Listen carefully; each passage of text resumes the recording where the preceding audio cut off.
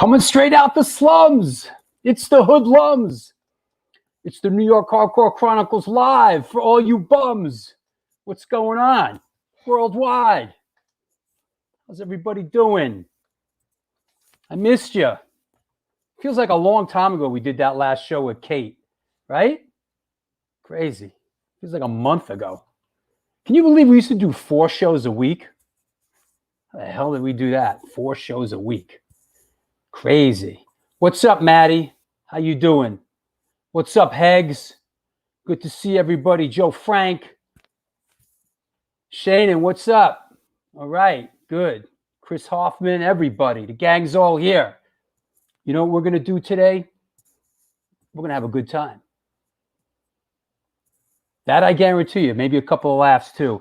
Happy Memorial Day to everyone here in America. You know, it is Shout Out Sunday. You know who I want to shout out on this Memorial Day weekend? All the veterans and especially my dad. Big shout out to Arnie Stone. There he is in front of his tank. And it's dated December 1954 during the Korean War conflict. There's my dad in his tank. So shouting out all the veterans today, including my dad, Arnie Stone, right? So wait, I got another one here. Let me see. Any other dad tank photos? You know. Wait, Arnie Army. Yeah, here's a good one of my dad in the field back in the day. So all you veterans, dedicate this show to you. Here's my dad out in the field during the Korean War conflict in the mix.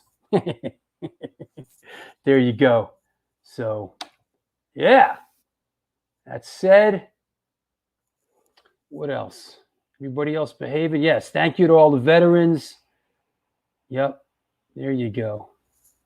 Good, good, good. Pretty jazzed. You pretty. Hey, Lynette, how are you? Happy Memorial Day weekend, love. Nuts. Nuts. There you go. What's up with the hardcore shutterbug, huh? What do you say, bro? What's up? What's up? I'm hanging with the king today. I see that. What's going on over there? I never know where to put my finger. There it is. What's going on? I see Zappa. I see Zappa. Yep, Frank is behind me there. I'm at my buddy's house today for a little Memorial Day thing. Even though it's miserable and raining and cold outside, we're gonna do it inside today. So, you know, he's obviously a big Zappa fan, huh? Oh, he's a huge music fan. In fact, this room that we're in, I don't know if you can see it, but all the walls have song quotes all over the walls. You have people come and write their favorite quotes from all sorts of music and everything, and pretty cool stuff. Right on. Right arm. Let's do photo of the day. Yes. Schmoto of the day. Yo, I got to shout out Brett Freeman. Brett the bookie. What's happening, man? My neighbor. Yep. When are you coming on the show? Come on. You betting on the horses? We got to get Brett the bookie on the show for sure. What's up, Ack? How's Tallahassee, bro? You know? All right, here we go. This is... Yeah, you're right. Our guest just reminded me that the nuts, right? Nuts. Hold on. Let me. I couldn't get the words together for that. The nuts, Chris Corkum. It was a Battle of the Bulge reference when they at Bastogne, when the Germans bypassed Bastogne, they offered them to surrender. And the general in charge, I forgot what the general's name was, gave a one-word reply, nuts. Somebody look that up, will you? Somebody look up who was that general at Bastogne that said nuts. It's a good one. Your dad was in Korea, you said, right? My dad was in Korea too, except he never actually made it there. He was on a heavy cruiser in the Navy. Yeah. So My dad was in Germany. Nice. Yeah. So General D's nuts. Shout out to the Knicks. Shouting out the Knicks. Greetings from Tampa. All right, good. General McAuliffe, says our guest, today's guest. McAuliffe. Nuts. Nuts. All right, here we go. Photo of the day. Wrong answers only, please. Here we go. Photo of the day. Boom. Wrong answers only, please. Let's see what we got here. Is it Robert Gordon via Back to the Future? Tony McAuliffe. That was the General McAuliffe, right? Is it Hot Tuna? Is it the Stray Dogs? Is it Jesus Lizard? Oh, I like the Jesus Lizard. Do you? Is it Patrick Ewing? Good one. New York Hardcore Comics. Is it Down by Law? Is it Elvis's father? Okay. Is it Lenny and Squiggy? Good one. The Squig Tones. Is it the Beauty School Dropouts? What was that from? Beauty School Dropouts. Frankie Avalon. Go back to high school. Oh. Wow. Is it Agnostic Front? That's Stigma. Is it the Beatles? Is it Kramer and Costanza? Okay. Is it Curly and Moe? Is it the Outfield? That dude in the outfield just passed away, right? Yeah, the singer. Singer died. Jenny's gonna die, right? That's a good song. I don't want to lose your love tonight. Is it Mr. Mister? Ouch. Wow, we went to the 80s all of a sudden. I don't want to lose your love tonight. Here's another one. Wow, this one's cool. This one's kind of cool. Boom. That's a big guitar. Yeah. Unless it's in Peter Steele's hands. Yeah, right. Is it Billy, I'm No Idol? Billy, don't be a hero. Classic. Yeah. Is it the Fonz? Charlie Crespo, what's up? Nice. Shouting out Charlie Crespo on this Sunday. One of the few journalists out there who kind of, who give it to you straight. Is it Matt Friedman? Is it Dire Straits? Is it the Rockabilly Gluten Gang? Is it the Thunder Dumps? Don't be a fool with your life. Psychobilly, go big or go home. All right, one last one, and let's get some right answers here, right? What do we got here? Oh, this one's cool. Oh, this one kind of gives it away. Yeah, a little bit. I know the one you're talking about. Here we go. Right answers only, please. Right answers only. Who's Ray? Is it? We're the Rays. We're the original Rays. The famous original Rays or just original Rays? Nice dad jeans. Oh, is it the Stray Cats? Is it the Stray Cats reunion tour? Is it the Stray Cats? Is it the Stray Cats possibly at the rooftop at Pier 17? Is it the Stray Cats? Is it Genesis without Phil Collins? Good one. Is it the Brian Setzer Orchestra? Obviously, it's the Stray Cats. I think Mr. Crespo nailed it to the letter. Did he? Yes, he did. This was the Stray Cats reunion tour. God, what was it? 2019 at Pier 17, which is like on the roof.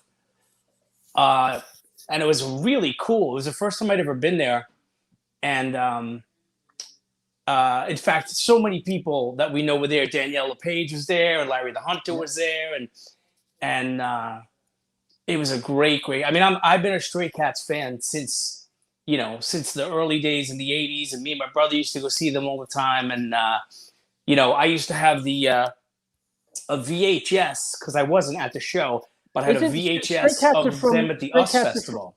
Stray Cats are from Massapequa. Yeah, yeah. Hey, listen, man, we could get into the US Festival.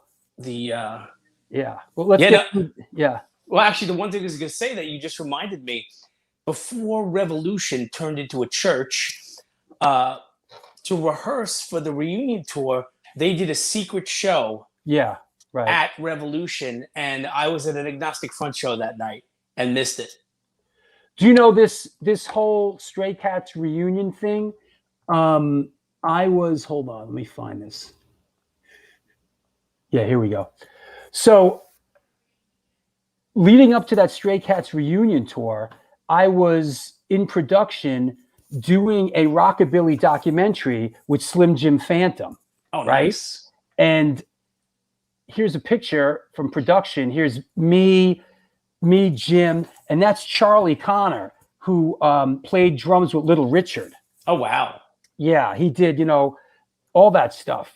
Keep a Knockin', all that. That's Charlie Connor, me and Jim, and we were in production. We were shooting and did a couple of interviews out in California, including here's another good one. Interviewed these guys. There's me, Steve Jones, Slim Jim, Wow. and Mark Mahoney, and we were kind of plugging away on this film, and then the Stray Cats reunion thing came down the line, and Jim was like, "I gotta go."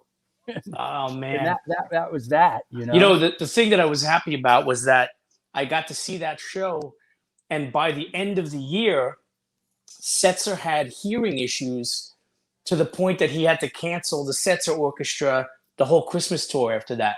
Right. So I was glad that didn't happen during the Stray Cats reunion. Yeah. I put a bunch of work into this rockabilly thing. That's awesome. How's Steve Jones? He's all right. Steve Jones. Steve Jones. Awesome. So, that guy's got the snappy plaid sports jacket going though. Yeah, that's Mark Mahoney. So weren't you at the US Festival show?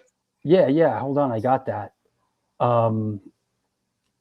I was at 38 years ago this weekend, and this ties in with the Stray Cats, right? Yeah. 38 years ago this weekend, I was at this show in California, and this, of course, being the US Festival.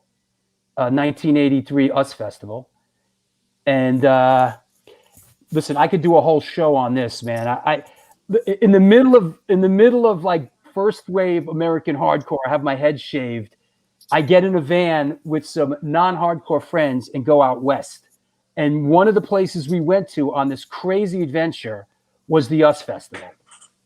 And of course highlights being that the first night was the Stray Cats, the Men at Work, and the Clash. Turned out this was the last show the Clash played with Mick Jones on guitar. Wow. And then the second day was Heavy Metal Day, and it was actually Quiet Riot opened the show, then Motley Crue, Ozzy Osbourne, Judas Priest, of course, like in 100-degree heat, they're in full leathers, right? Yep. Triumph, Scorpions, Scorpions were great. We were like, big city nights. I remember they televised Heavy Metal Day on Showtime at the time. Van Halen crushed. Van Halen, unbelievable. Van Halen at the peak of their powers. Van Halen was incredible. This was the show. That was the highest paid single performance. Was their show. Van Halen got paid $1.5 million to play. In 83. And then, like I said, I could do a whole show on that weekend. It was bananas. I got in a whole lot of trouble. It was crazy. Yeah, Van Halen called out the Clash too. That was low.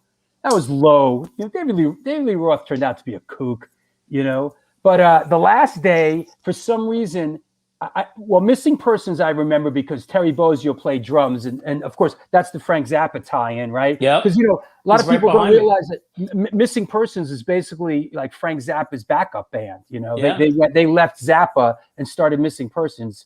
John Cougar didn't play. Joe Walsh played that day, but for some reason, the one memory that I have of the last day is Stevie Nicks. I don't know why. No U2 memory or anything like that? Yeah, we saw U2. Yo, fuck U2, bro.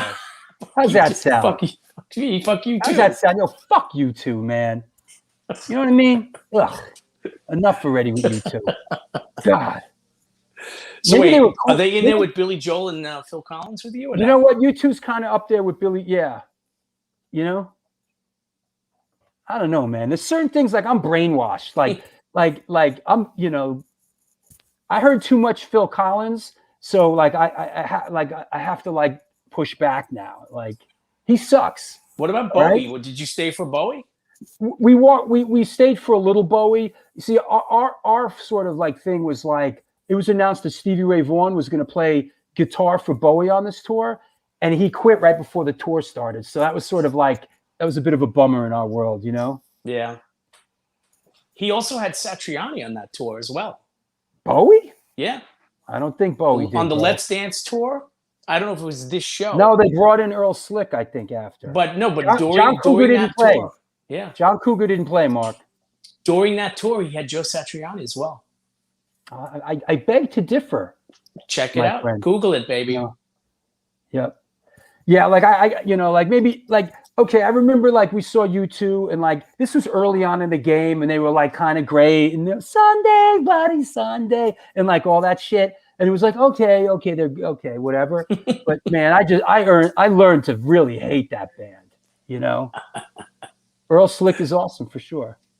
Well, do you remember Earl Slick did that Phantom Rocker and Slick record? Oh, another here you go, Stray Cats tie-in. Yeah. What was that song that they did? Men Without Shame. Not Men Without Shame. Yes, it was Men Without Shame. Try to please them. Try to please them. They know the game. Men Without Shame. Okay, yeah. Yeah. It was Slick Rock, Phantom Rocker and Slick. Yep. Right. Yo, okay, you want to Wall of Voodoo? Yo, that was the last show that Wall of Voodoo did with the original singer. With Stan Ridgway? Stan Ridgway. Mexican radio. I'm on the Mexican radio. Radio. God. I wish I was in Tijuana eating barbecued iguana. We love that shit, man. That was great. That was great stuff. All right. Okay, here you go. Satriani did not play with Bowie. It was Earl Slick and Carlos Alomar. I'm not saying at the Oz Festival, but he did do a tour with David Bowie. I think you're mixing him up with Deep Purple. Satriani did a tour with Deep Purple. All right, I'll come back to you with it. So. All right. Hey, all right. Well, there you go, bro. All right. I'll see you. I'll see you later. Happy Memorial Day to everybody. I'll see you guys in a little bit. All right.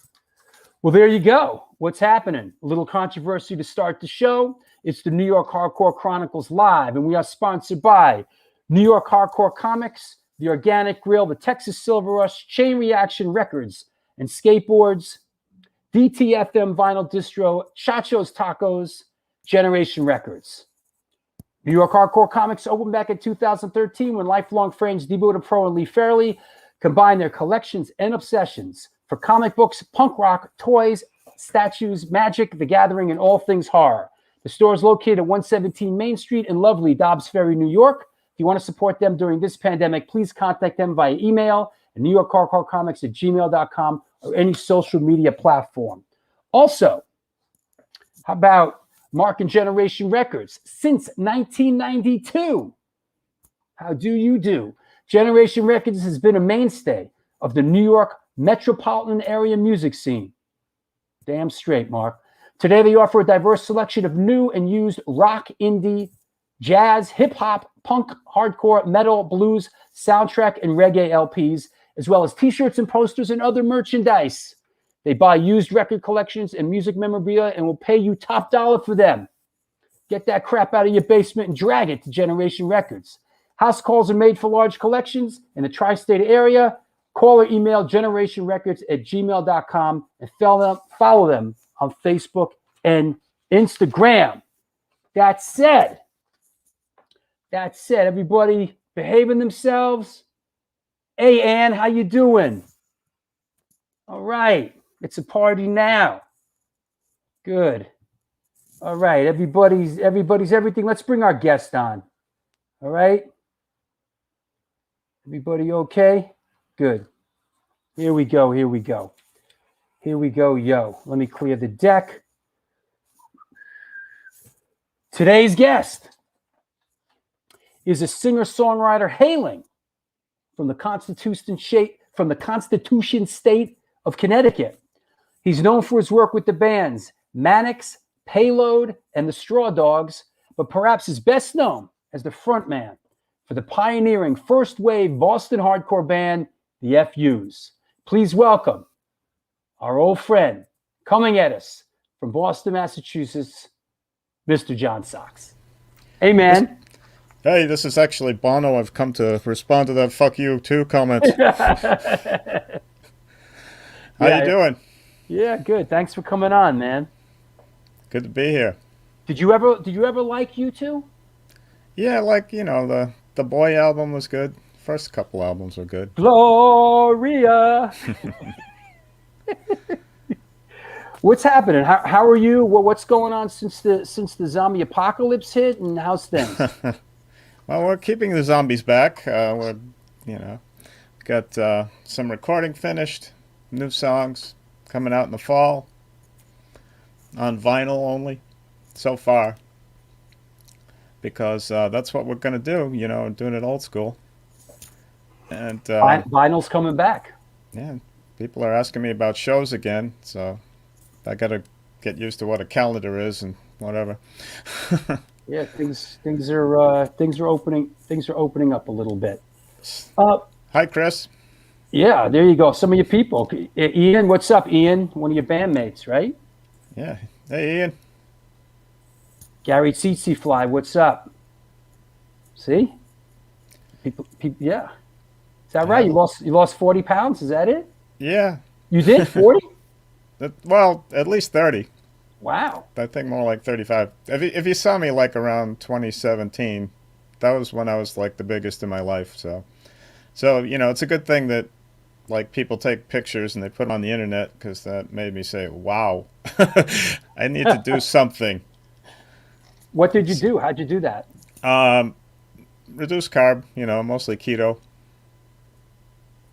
Cool.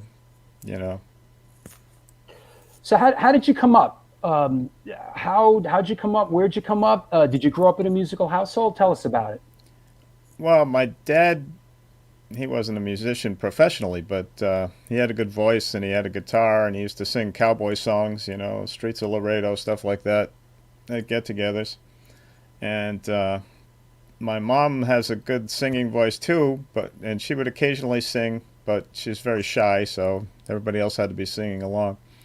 So, but when I really got into music was when my dad was going to school full time, and we had to move in with my grandparents, and they had this old radio with a little record player in it, and let's just listen to the radio and hearing La Bamba and stuff like that, the Beatles' first single and all that. Just the high energy stuff. It just really stuck out to me more than anything else I was hearing. What resonated with you early on? Richie Valens, and cowboy songs too. I had a cowboy one of my first records was this cowboy song stuff. I don't know who was responsible for getting it to me, whether it was handed down from a cousin or whether my dad gave it to me, but it's all about like drinking and gunfighting and stuff like that. Really appropriate for a 5-year-old. But like Marty Robbins and like all that. Yeah, for sure. Yeah. It was a compilation, so he was probably in there too. God knows what happened to that record now, but. Now you grew up in Connecticut. Yeah, yeah, Hampton, just outside New Haven. So when I got to be in high school, whenever there was a punk band on tour, they'd play Boston, and then they'd hit New York on the way to. They'd hit New Haven rather on the way to New York. So Would that be like Toad's Place, like that? yeah, Toad's Place. There was a. I think that's still around. There are other places that aren't still around that were great to see bands at. I mean, saw the Ramones and saw the Dead Boys, and so the Dead Boys. You saw the Dead Boys at Toad's. Yeah, that's kind of awesome. It was, yeah. There weren't a lot of people there, so my friend Eddie and I were right up front. How did punk rock come into your orbit? Like what sort of what drew you in? Was there an aha moment? Well, I think it had to do with me liking to read about music. Like they used to read like Circus Magazine and Hit Parader and stuff like that, and they really talked about punk early on, the Sex Pistols and whatnot, and that was a big fan of metal back then because that was the heaviest stuff around. Blue Oyster Cult was probably a band that I've seen live more than any other, and Patti Smith was involved with a keyboard player from Blue Oyster Cult, and she co-wrote a couple of songs for them. Mm-hmm. So. Patti Smith. Well, what's that about? It's punk, and then I started reading Punk magazine and learning about all these other bands. And we were kind of like full of the heavy metal and the prog rock, and it started to get predictable. And then this other stuff was coming along just at that time when we were like saturated with everything else. Yeah. And so it was. The right music at the right time. Yeah. I know that we've discussed this before. You and I, you were gracious enough to be in the Boston hardcore film I did, but you talk about sort of that era where you had to in a lot of these record stores and hold on, let me turn this fucking phone down before it blows up anymore. You have to like push your way through the bongs and the pipes and all that stuff. That was a slight exaggeration, but yeah, the record stores were drug paraphernalia stores also, Yeah. So and it kind of so I could like when the straight edge thing came along. I mean, I'm not straight edge, but I respect people who make that choice. I can sort of understand it because you're into music. It's like, what, you're not into drugs? Like it's supposed to be the same thing, right? You can't. Oh, you're into music, but that's it. Like, yeah, basically. Yeah, absolutely. I relate to that too. Coming, I mean, we're very close to the same age. And growing up in New York City, music was always so linked and associated with drugs. Right. Right. Yeah. It's just kind of the way it was. So yeah. And if that's your choice, I'm not going to knock that either. But yeah, absolutely. So how did you end up in Boston, which is where we met? Oh, I went to Boston College, and a lot of people in bands in Boston, like had been to BU. A lot of people involved with BU or BC. Dave Smalley went to BC. That's right. But he was getting there. He's a bit younger than us, so he was getting there when I was graduating. But yeah, we knew each other. We were roommates for a while in Allston, which is part of Boston.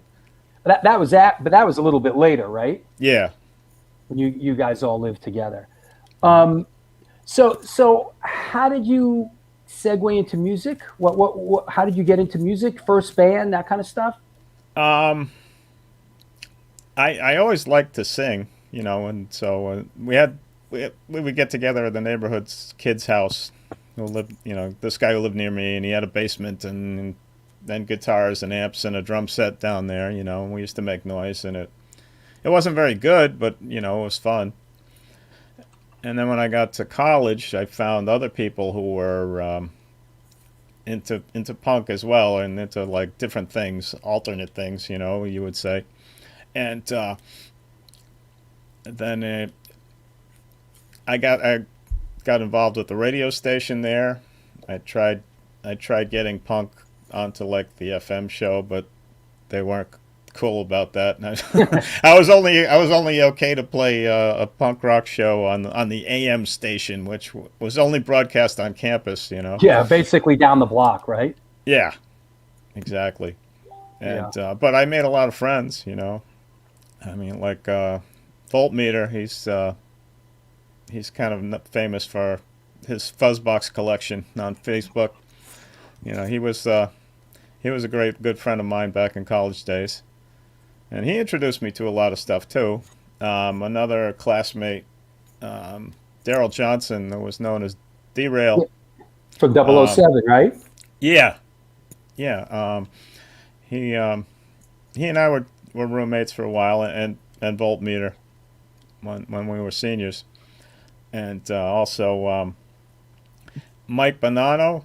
He started out as a roadie for Dub 7, ended up being a roadie for the Dead Kennedys, and then he just ended up living in California for good.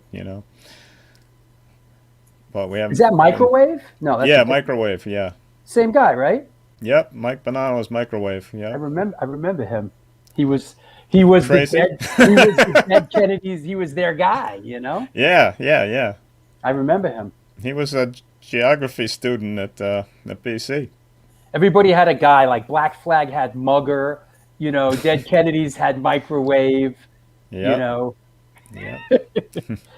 So how does you get you start playing out, or how did that come to be?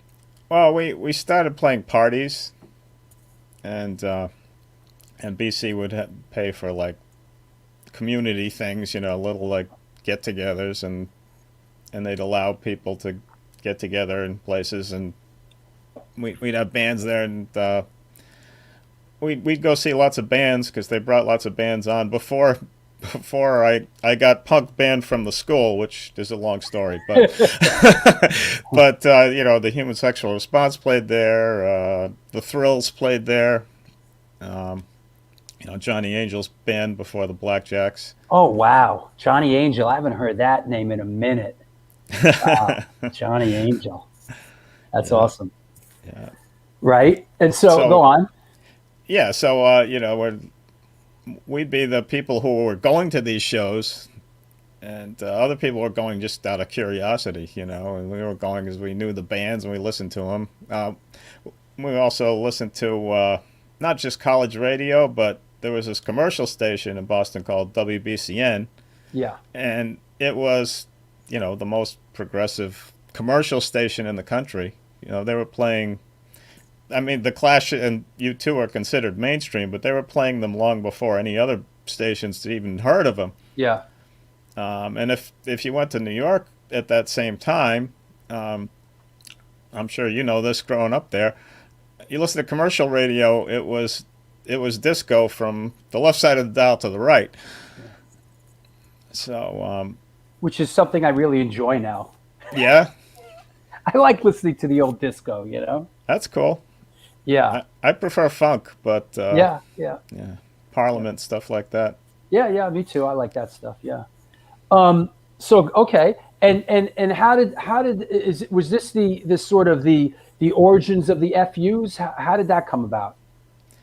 Yeah, like the Manics. I actually wrote Preschool Dropouts with Pete Christofano, who was another BC student who played guitar, and I wrote it so back before the FUs even formed, and then I saw this ad in the Phoenix that Bob Freppels had written. He mentioned all these like London '77 bands that he liked, and I was like, oh, I like all those bands. The Sex Pistols, the Jam, and the Clash, and all that. and he's like he wanted to form a band. So I called him, and we talked about getting together. And for a long time, it was just the two of us, just the two of us playing punk covers, Just you and Bob. Yeah. Now you were playing bass, right? Yeah, I played bass in the original FUs after Steve joined, but Hey, when we got to shout out EK. EK hey, EK, loves you, John. Hey, EK, nice to hear from you, brother. Hope you're well. yeah, Yeah, former one yeah, of our former drummers, Straw Dogs. yep. Yeah. Hey, Eric. So the two of you, yeah. Yeah, so it's the two of us. Bob was a janitor at BC High School, which a lot of people aren't aware is a thing, but it's actually a thing down in Dorchester, BC High School, which is a Jesuit school where people go there to hopefully get it into the college. You told me this. The Triple Eagle. Oh yeah, yeah. Yeah, there are some Boston politicians who will refer to themselves as triple eagles. That meant they went to BC High, BC, and BC Law. Wow, you learn something new every day. Yeah.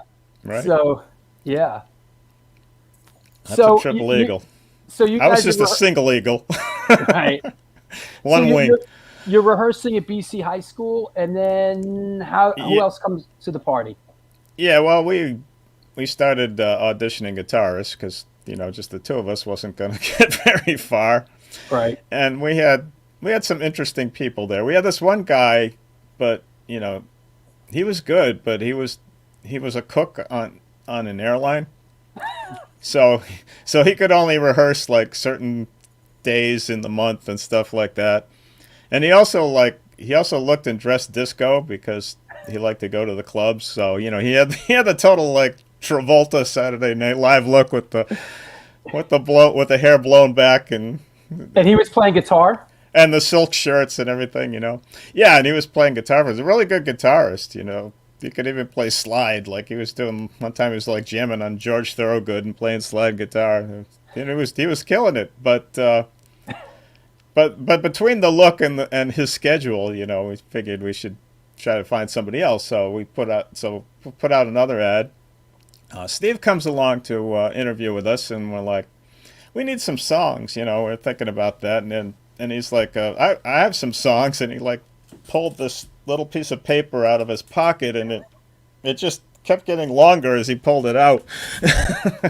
So he just had a bunch of songs, and we were ready. All of a sudden, we were ready to go. Like almost on the day we interviewed him. And you guys went and did a demo as a 3-piece, right? Yeah. Yeah. Radio beat. And you played bass. Yes, I play bass. But I decided that not only do I do them both better when I'm doing one of them, but I wanted to have more freedom as a front man. So we sought a bass player, and then Wayne came along, and now we're looking like a band. And so one of the first gotta be, well, yes, early on in my hardcore game, I saw you guys play, and the first bunch of shows I ever saw was in a place called the Media Workshop, and Right. and here's a flyer. Now this is a Steve Grimes flyer. We love Steve Grimes. Steve Grimes made the best flyers, man. He And did. It's yeah, not. They haven't been beat yet. so this is November 22nd, 1981. I was at this show, and I got a couple pictures from the show that I took and stuff. But tell us about the Media Workshop a little bit. Oh, Dwayne Lucia had an art studio. He's an artist.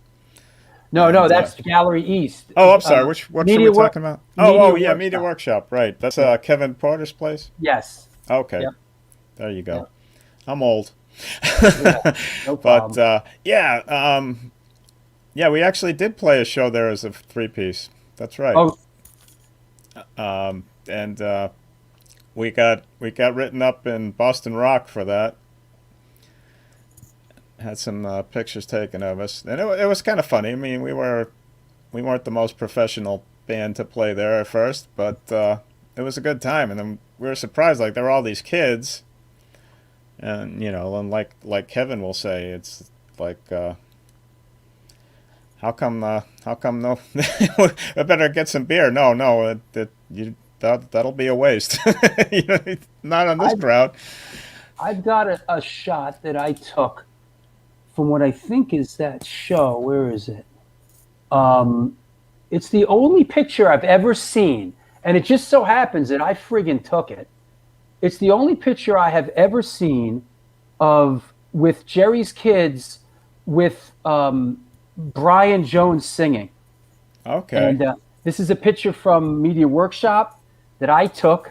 There's Brian Jones singing, and but Media Workshop was where we went, where it was happening, man. Week after week. Now here's a picture because I like this one because you and me are actually in this one together.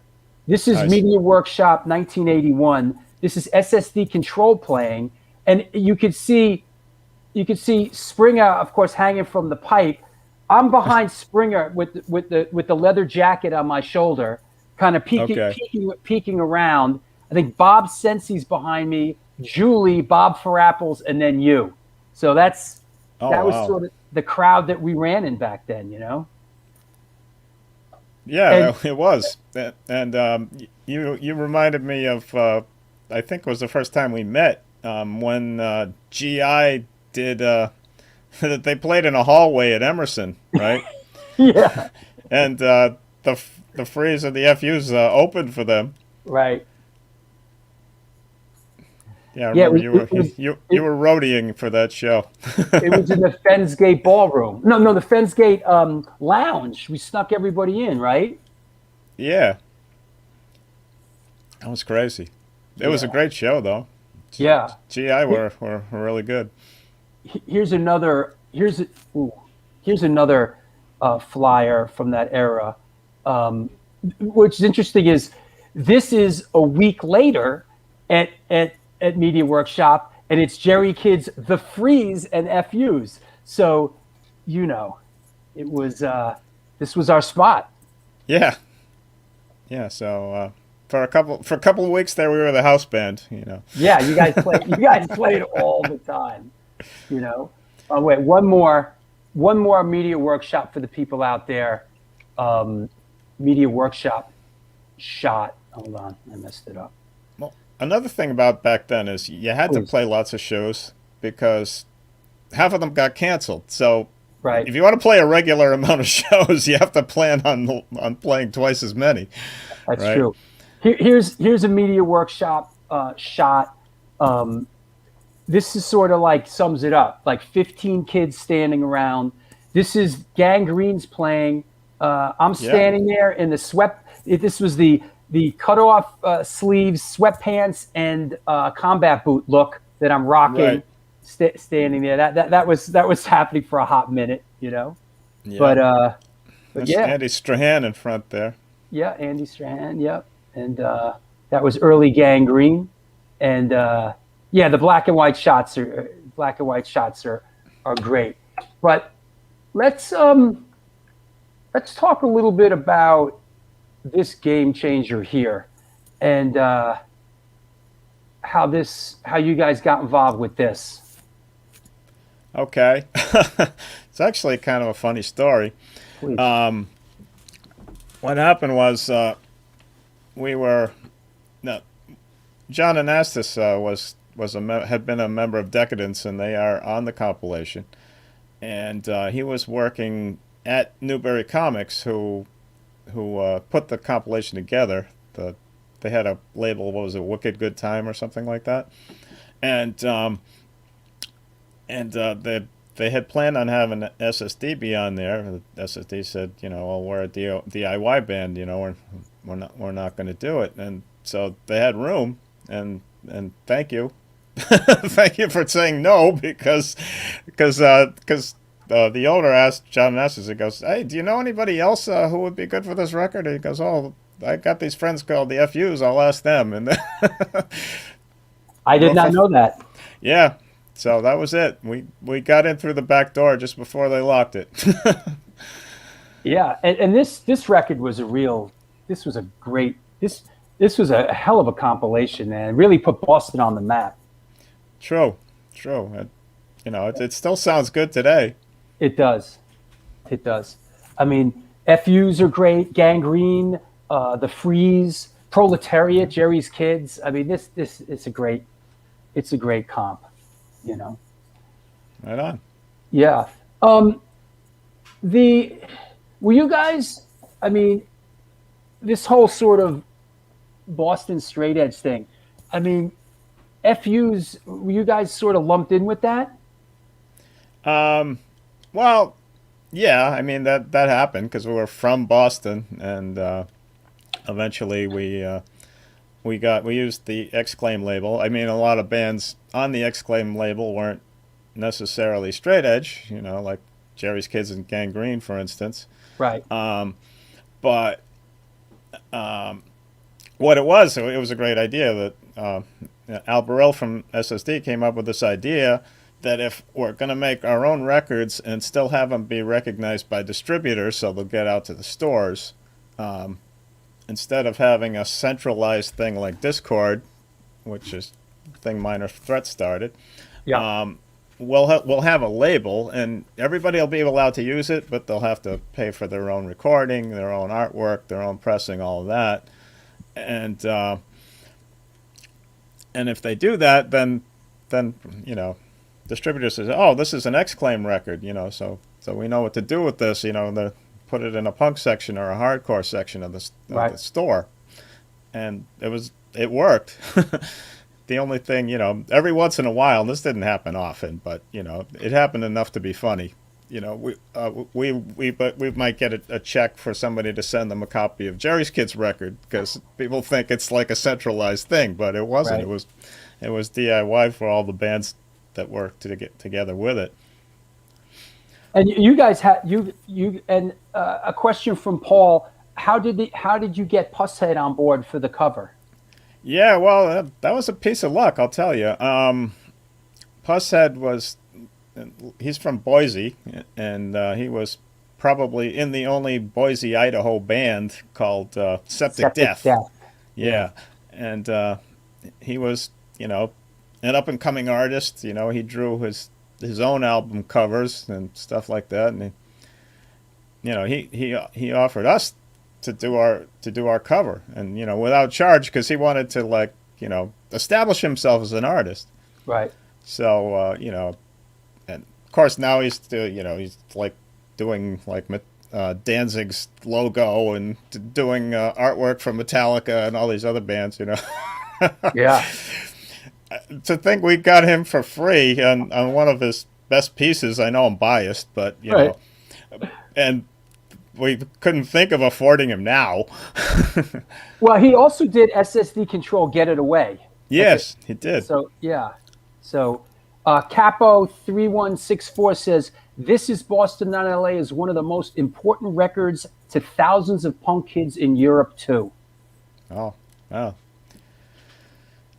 Grazie, Il Capo. Yeah. Thank you. Yeah. I gotta talk about this. Hold on. Where is? Yeah, here we go. Hold on. Let me dig all this out. Do you remember this? This is a good one. Do you remember this road trip that we took together? This? Oh, God. Who are those kids? Yeah, huh? Look at that, man. 1982, we went out on the road in the station wagon, all of us. Yeah, that was Katie the cleaning lady's wagon, right? Yeah, I do not remember what the occasion was. Do you? There's equipment back there. You guys were playing somewhere? I don't. Isn't that weren't we playing in New York then? I would think so, but I don't have the memory of you guys playing. I have the memory of the road trip and we stayed over somewhere because I have these other I have a couple other photos. I have this.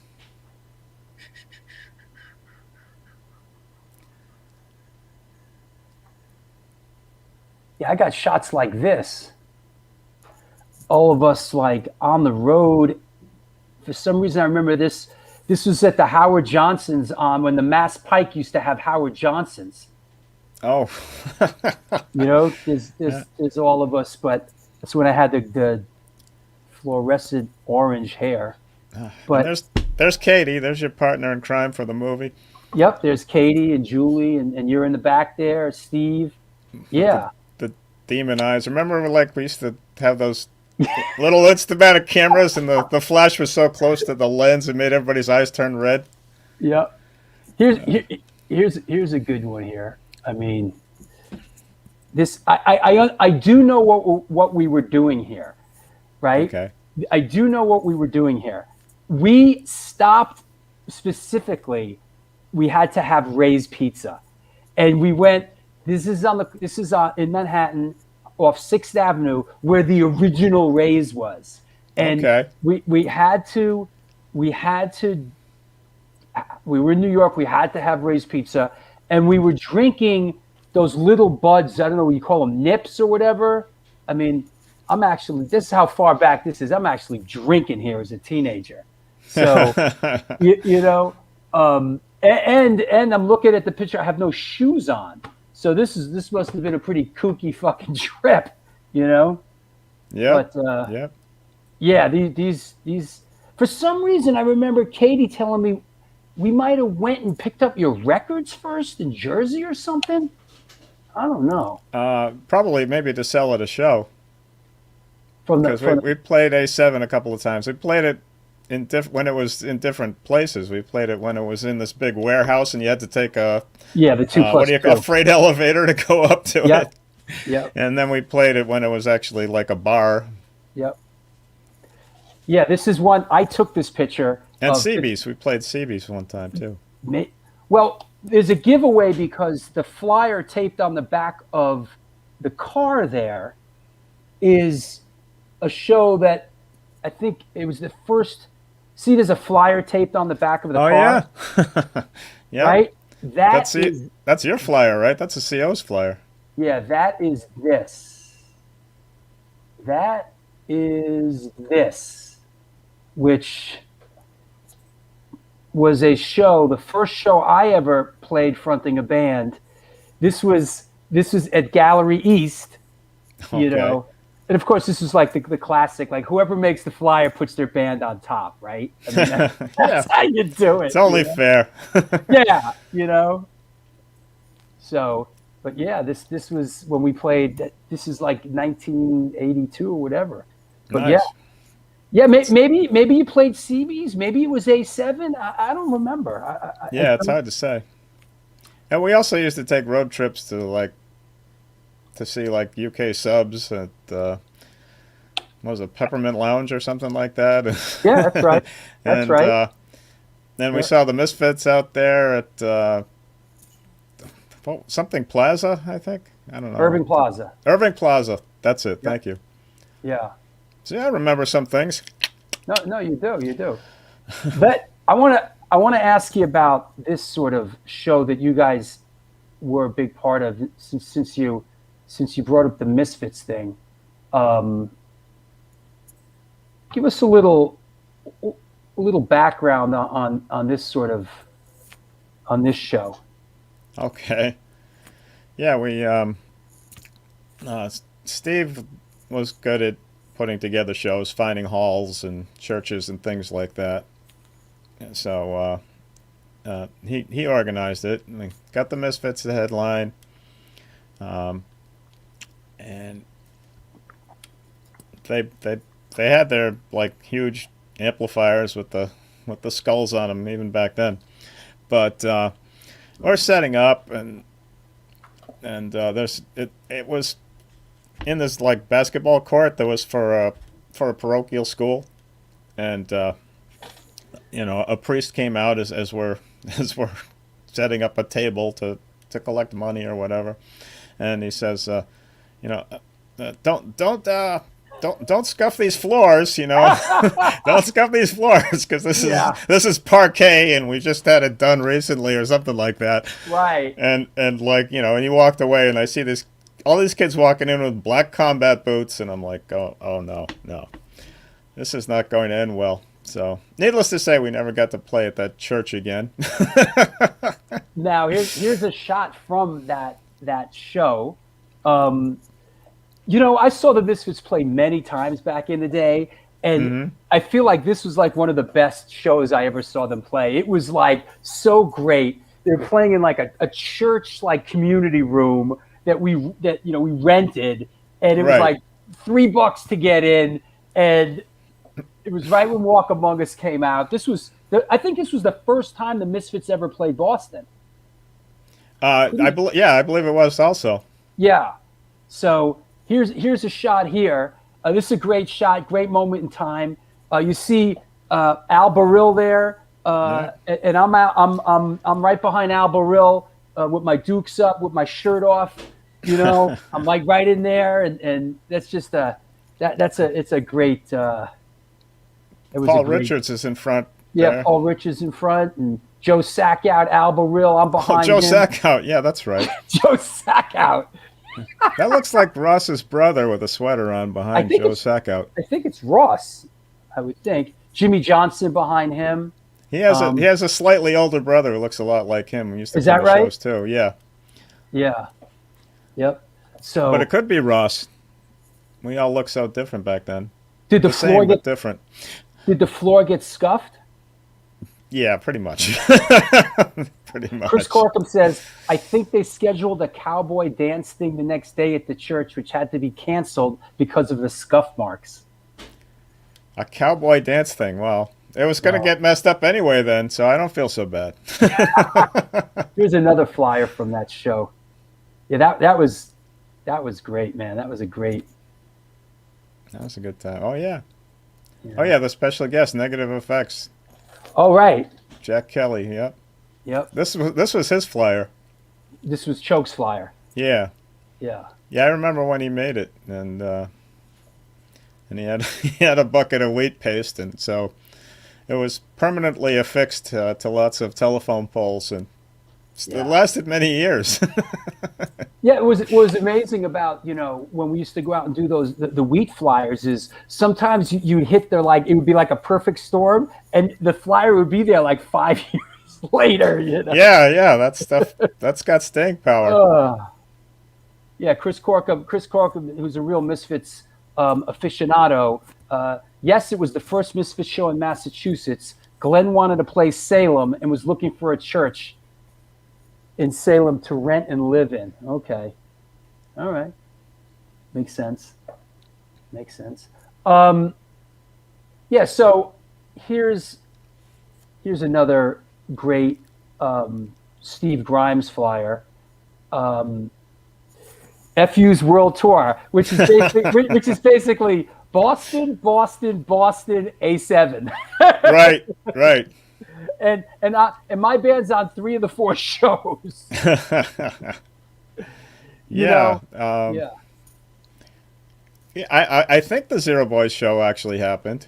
I like how it says all dates subject to cancellation, right? Yeah. Well, the funny thing is, like, we're playing some clubs, and we're assuming, because they got us there, that it's going to be all ages, and so we might make an all ages flyer, and then the club will see that and they'll be like, oh, we're going to lose our license, so they'll just so they pulled that show, that they would get canceled last minute because people thought, oh, we can't have all ages kids because it's not a big enough place, we don't have the licensing or whatever. I mean, I understand where they're coming from, but it was kind of a bummer just to go through all that trouble and get people psyched up and then not get to do the show. I see the A7's on there June 11th, and my band, the COs, is on there. I don't recall.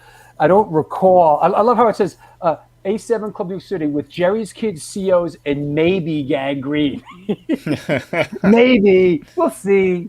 It depends if they're they were pretty young then. You know, Yeah. they had. I mean, Yeah. well, like when I remember when they played the Rat and they had to be snuck in the back door, Yep. and the bouncer said, "Okay, okay, you guys are gonna have to stay out here till it's time for you to go on. When it's time for you to go on, Yep. you're gonna run in, you're gonna play, and then you're gonna run back out." And they did. Fucking place. Yeah, that's the show I think where I was slam dancing with total physical disregard and with my eyes closed and went straight into that brick square like pillar that they had in the middle of the dance floor. Oh yeah. And I split my head open. Nancy Burrell reminded me of it when she was on the show, and I had to go to the hospital. They had to stitch my scalp back up. Wow. Yeah. Yep. I remember the bruises on my shoulder from those days. Yeah, for sure. Before we move forward a little bit, let me take my first break. Let me do some sponsor stuff, and we'll get back in a couple minutes. Okay. Excellent. All right. What's happening, everybody? It's the New York Hardcore Chronicles Live. It is Shout Out Sunday. I hope everybody's well. We are sponsored by New York Hardcore Comics, The Organic Grill, Texas Silver Rush, DTFM Vinyl Distro, Chacho's Tacos, Generation Records, and Chain Reaction Records. Chain Reaction Records and Skateboards, located in Lakewood, Colorado, is the Rocky Mountain headquarters for all things punk, hardcore, and metal. Established in 2014, they have the largest selection of records, CDs, shirts, stickers, patches, and accessories between Chicago and Los Angeles. From the pit to the ditch, they got your back. Get in touch with them at www.chainreactionrecords.com. Also, the Texas Silver Rush is a jewelry design firm and boutique store located in the birthplace of the Texas country music scene in Fredericksburg, Texas. They specialize in working with musicians in all music genres to design and create unique one-off pieces, as well as to style them for stage, album covers, promo photos, and social media exposure. Their client list includes Rock and Roll Hall of Famers Greg Rolle, Ringo Starr, and of course, Agnostic Front. During this current pandemic, all information and online sales are being taken at their Facebook and Instagram pages, and of course, www.thetexassilverrush.com. What else do I need to mention? As if you didn't know already, and you had a hankering to support the show, we could always use support. There is a Patreon page. Check it out. There's also a PayPal address there. Please support the show. Got a couple of Patreon shows coming up. I just did one with Steven Messina. Where is Steven still out there? No. I just did one with Steven Messina.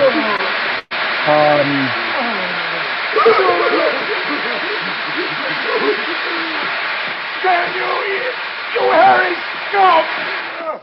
Shut up, you freak! Julius, you! I said shut up! Shut up, you freak! Man! How weird is that? How weird is that? Me watching me doing a show. We just did a Patreon show talking about Making Apes, the artists who changed film. It's a documentary that we both just watched because we are big Planet of the Apes fans. So join if you're not on Patreon, please join. Especially if you like Planet of the Apes. A madhouse! So there you go. Check that out. And what else? I'm sorry. I want to shout out a couple new patrons: Brian Debnam, Zachary Kinney, Timothy Reichel,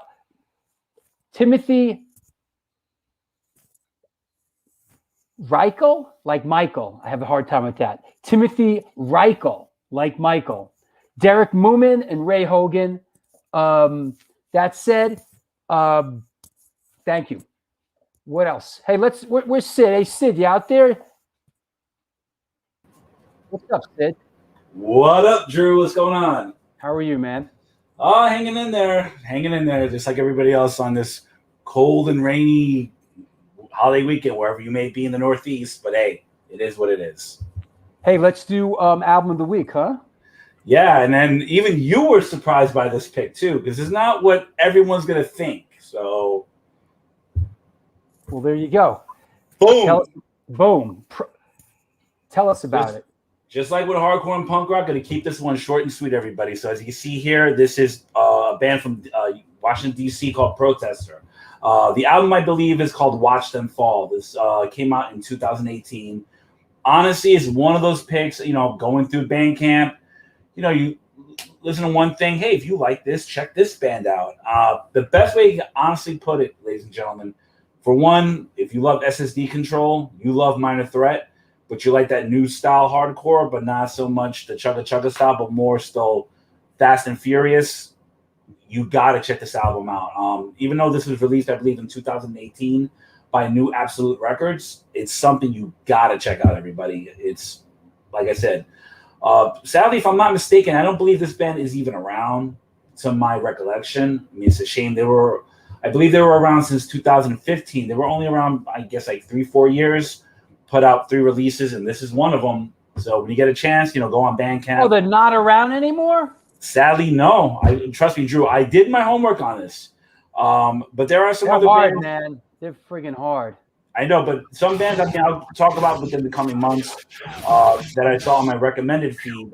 They're playing a show, I believe, not this band, but some of the bands that have been influenced by this band are playing, I believe, sometime next month in PA. Obviously, on my radio show, I talk about it. But, yeah, like I said, guys, you get a chance, go on Bandcamp, check this band out. You will not be disappointed. Yeah, they're hard, man, for sure. If Drew liked it, and then as they say in the old days, he's a tough pill. But even Drew liked it. I mean, shit. I like that old hardcore shit, man. I like that old hardcore shit that sounds like hardcore, Yeah, and Drew was kind of like, But when you heard the first track, he's like, yeah. You started getting into it more and more. And yeah, if Drew likes it, you'll like it. Oh, I like old school hardcore shit, Hey, sometimes even though newer bands, they still want to throw a little bit of the old school stuff in. Because you know what? That's what keeps it going. I'm not going to shit on every other genre of hardcore, but sometimes that old school flavor, it still resonates 35, 40 years later. Because the old school flavor. Because it's the real school. Yeah, there you go. Oh wait. Yeah, it reminded me of Superjoy. Yeah, it was hard. It was really it reminded me a little bit of SSD Control, actually. Yeah, I mean, it was more of an SSD tip, but obviously has that Minor Threat feel, even though obviously the band is from DC. But this was like one of those surprise bands, and one of those bands that, there's so many bands out there that I slept on. This was one of them. I got to get you a copy of this. This just came out. Oh yeah, definitely. Strength Through Unity, Coney Island benefit compilation.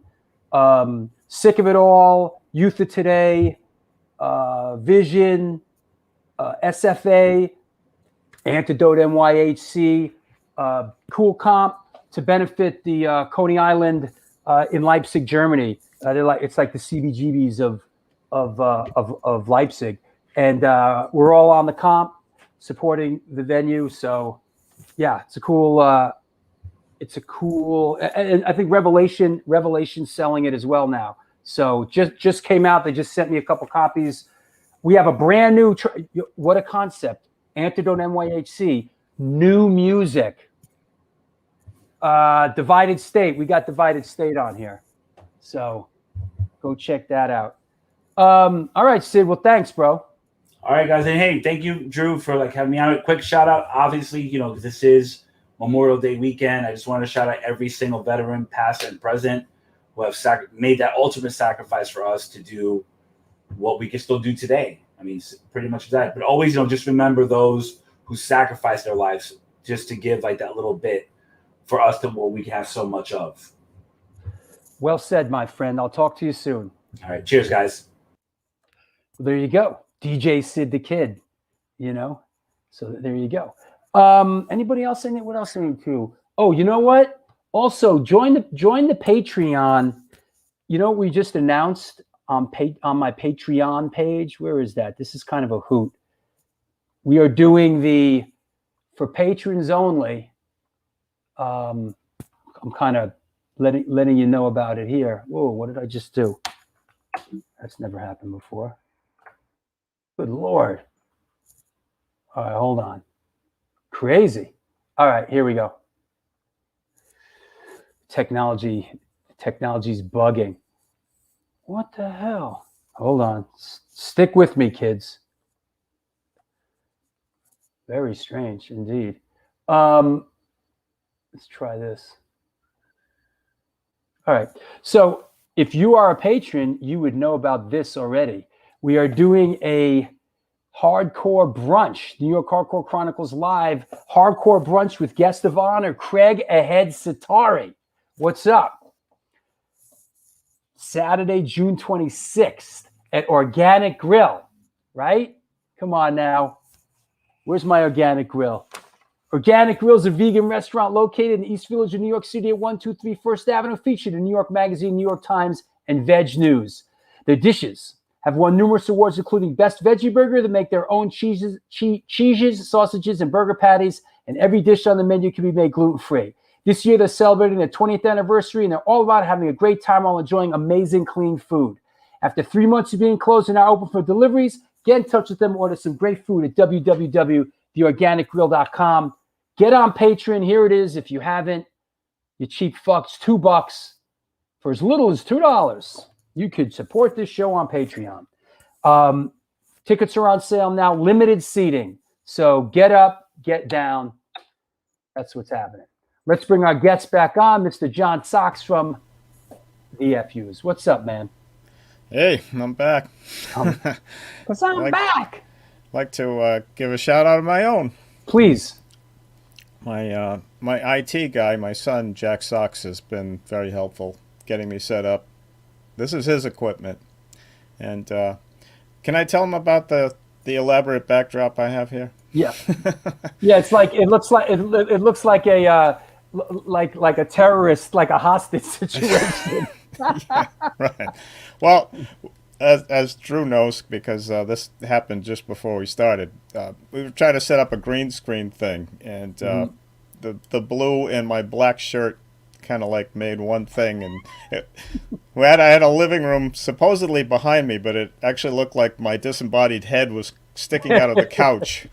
And as cool as that might have been, you know, it was also strobing, so we decided to scrap the whole thing. It was vectoring, as we say in the business. Aha, thank you. Yeah. Hey, let me ask you about this record here, and this was an X-Claim record as well. Yes. I'll give you a little background on this record. This is one we consider this our most hardcore sounding one. It's probably the most aggressive. A lot of people would agree, I think. Mm-hmm.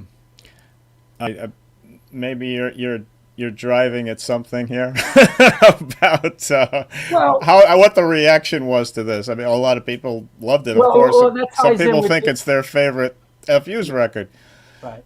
But there was this thing about. Oh, see, somebody beat me to it. Drew, can John speak about the maximum rock and roll controversy?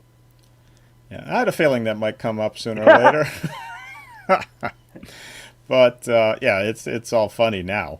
But there was this magazine back then, Maximum Rock and Roll. It was paper. It was black and white. It used to have scene reports people would write in from around the country. They'd talk about bands that were playing in their town and shows that were going on in their town and bands that were forming and coming up. So it was a good reference too, and it was a good way before we had the internet if you wanted to play a show out of town, you get in contact with whoever was writing the scene report and they would hook you up. Yeah. So it was a good thing, and it was run by a guy who was a former yippie from Youth International Party. And when he lived in New Jersey, he moved out to the West Coast. He had a radio show along with his Maximum Rock and Roll magazine, and they did an article. First it was a radio interview with us, and we feel like it was kind of an ambush interview because he was being really super nice and welcoming at first, and brought in a case of beer for us, which, looking back on it, may not have been the best idea. But But, you did the interview out in San Francisco with him? yes. Yeah. Okay. The transcript is actually the radio show. Got it. So yeah, we come out there and we're talking, and then he goes live, and he's like asking us if we're like a nationalist band or whatever, you know. And before that, he was talking about cultural hegemony and Nestle's and all that stuff. I mean, all that stuff's important and valid, but we were kind of known as a band with a sense of humor back then, so it was kind of a downer and then like to transition to us and then have him like try to make an example of us, like the whole like fascist punk thing that really wasn't happening in Boston, so we weren't really that aware of it. But on the West Coast, it was more of a thing. So they were kind of like, I think he was trying to like make us be the example of like that growing, and like try to like blame us for the burgeoning of this nationalism, and this fascism, and a lot of people believed it for years, especially if they didn't know us. I mean, people who believed it and read it, they would laugh out loud, because no, you guys aren't like that at all, And of course, when the first album came out, they loved us. They had, they had a top 10, and Jello wrote one of the top 10s, and we were in there, and so they just turned because of the title of one album, and a song that I wrote. I don't write a lot of them, but when I do, I really step in it, apparently. So, 'cause Steve does most of the songwriting.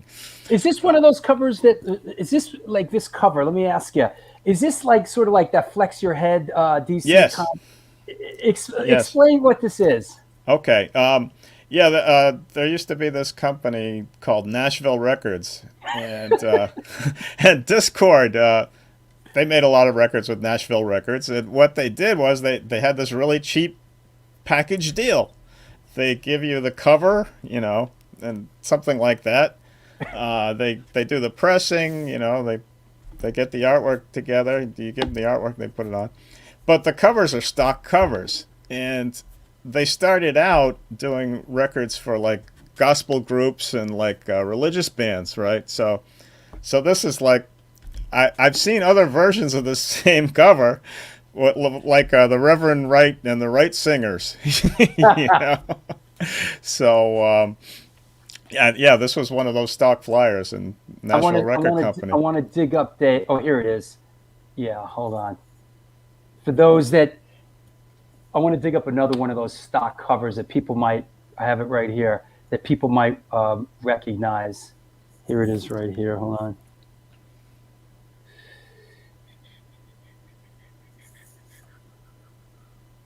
You all might recognize this one. Another one. Oh, it's really small, but hold on.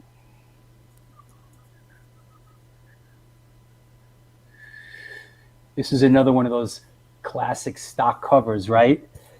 Yeah. The Flex Your Right, right.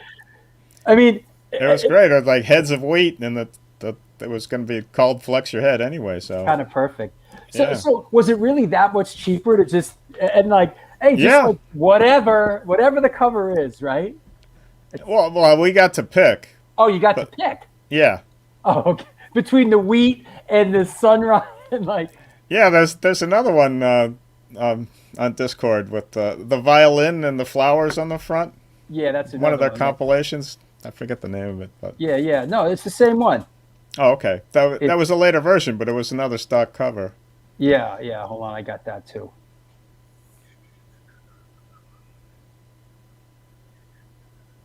This one here. Yeah. Good shit. I think this was the original pressing of Flex Your Head, was this. I think this was the original. Yeah, that's the one I got, I think, in 1981 or whenever the hell it was, Okay. Yeah. Who Nice. knew? Who knew? Now you know. If you didn't know, now you know. Right. So a little bit of controversy kind of spreads it up. What was the? I'm sure there was good and bad sort of reverberations from that. Yeah, I mean there was some good. A lot of people like came to our defense and wrote letters to MRR. Mudhoney said that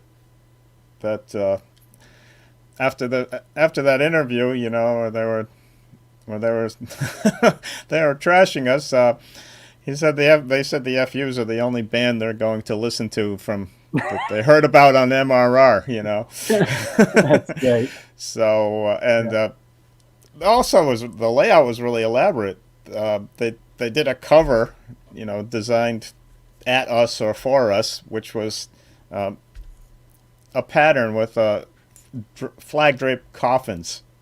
So it was a very unique cover for the magazine, and they did like a 4-page spread on us, with pictures, which they hardly ever do. So there was publicity. It wasn't all good, but there was publicity from it. Certainly, people still talk about it today, which I appreciate. And if people want to ask or they want to say this or what's that about, and they're welcome to ask. It was a bit of a flashpoint. Yeah, yeah. And Hey, the song that I wrote, the song on. that I wrote became the name of the album. If you look at it from its bare bones, it's in subject and the core of it is not that different from the Dead Kennedys' Holiday in Cambodia. It's like you can't really relate to somebody in a third world country that's in a failed state.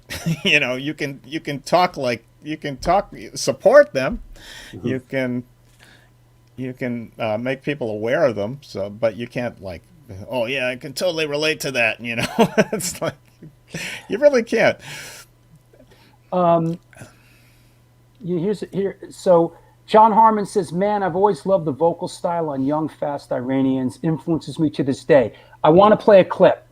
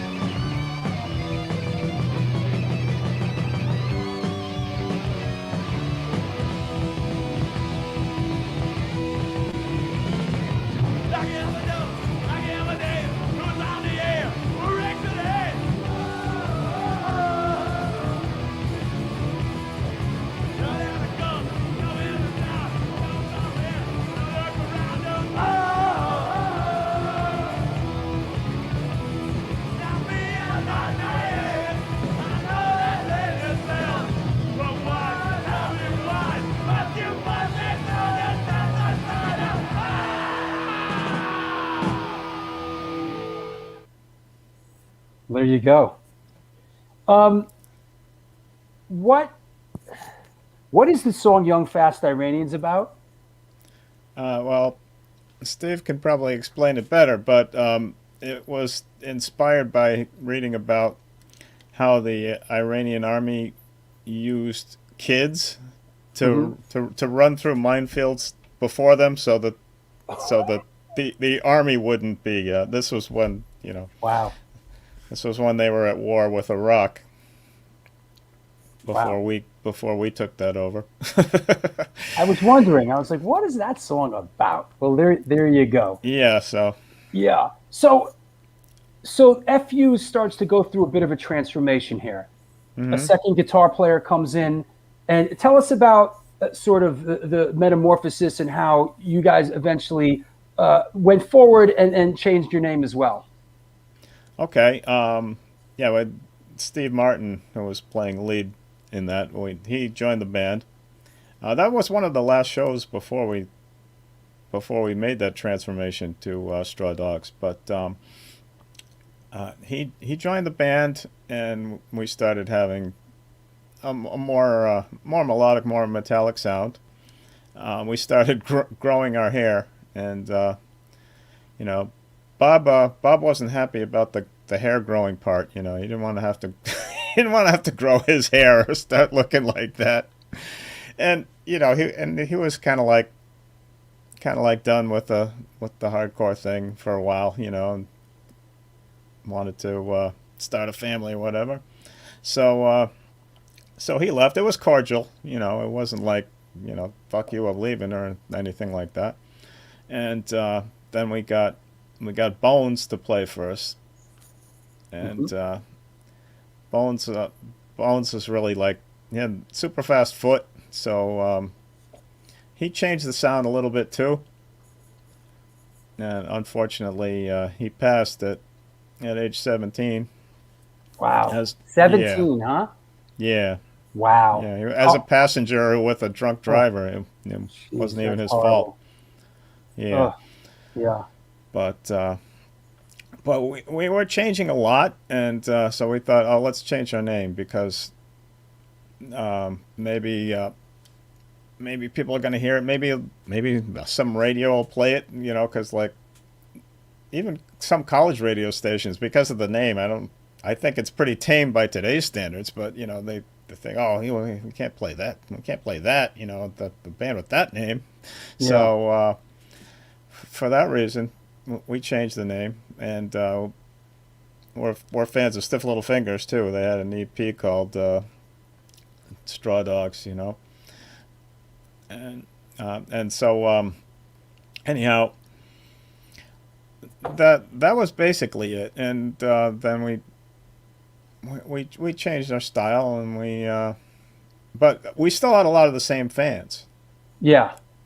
And the thing is, we had just gotten signed. We were in the Battle of the Bands as the FUs in, I think it was 1985, and we got to the semifinals, and one of the judges worked at Enigma Records, and she signed us up.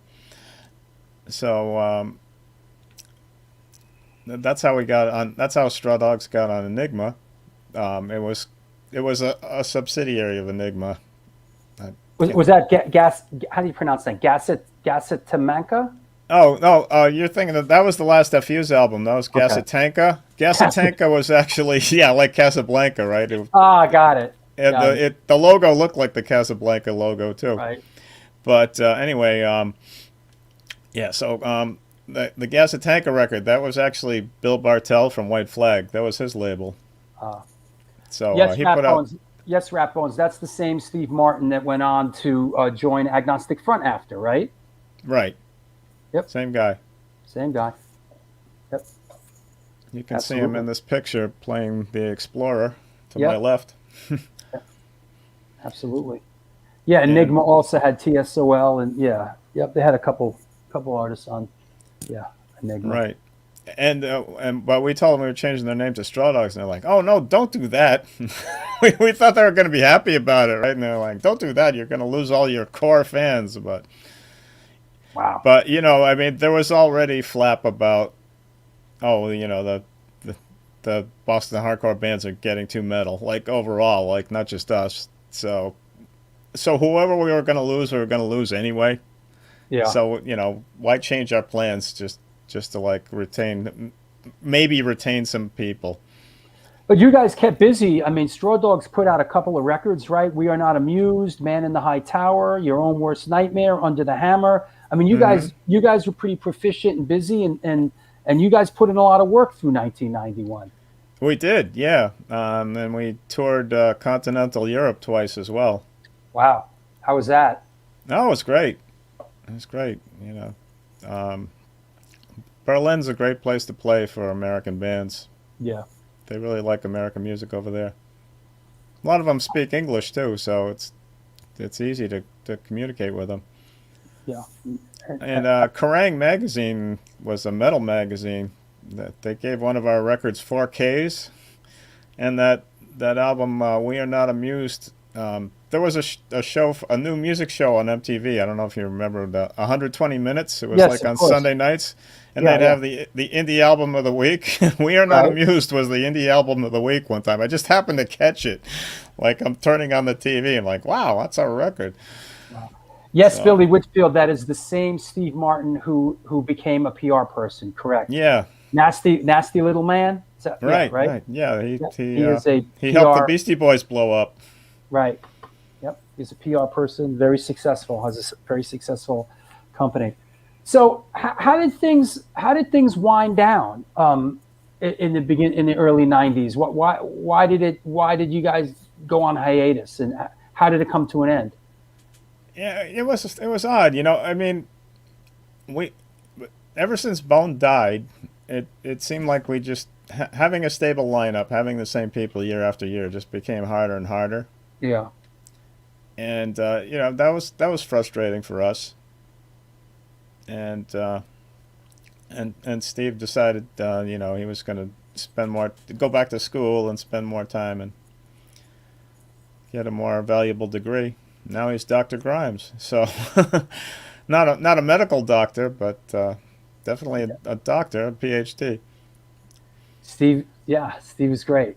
He was a real stalwart of the early Boston hardcore scene, man. He was in the mix, man. Absolutely. Sure. Yeah.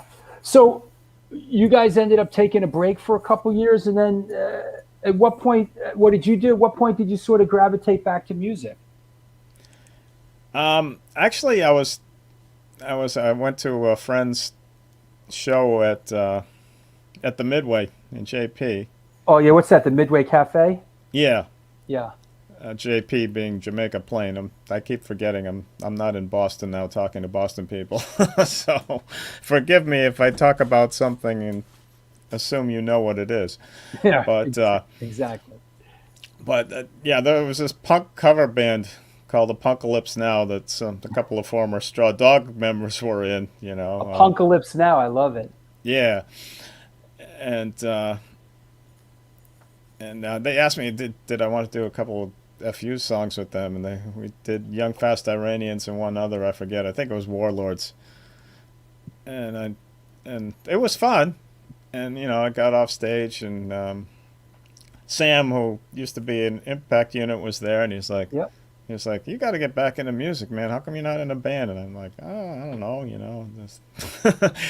I just lost track of it. But he's like, don't you miss it? And I'm like, yeah, I do. I do miss it. So eventually I started forming a band called Payload.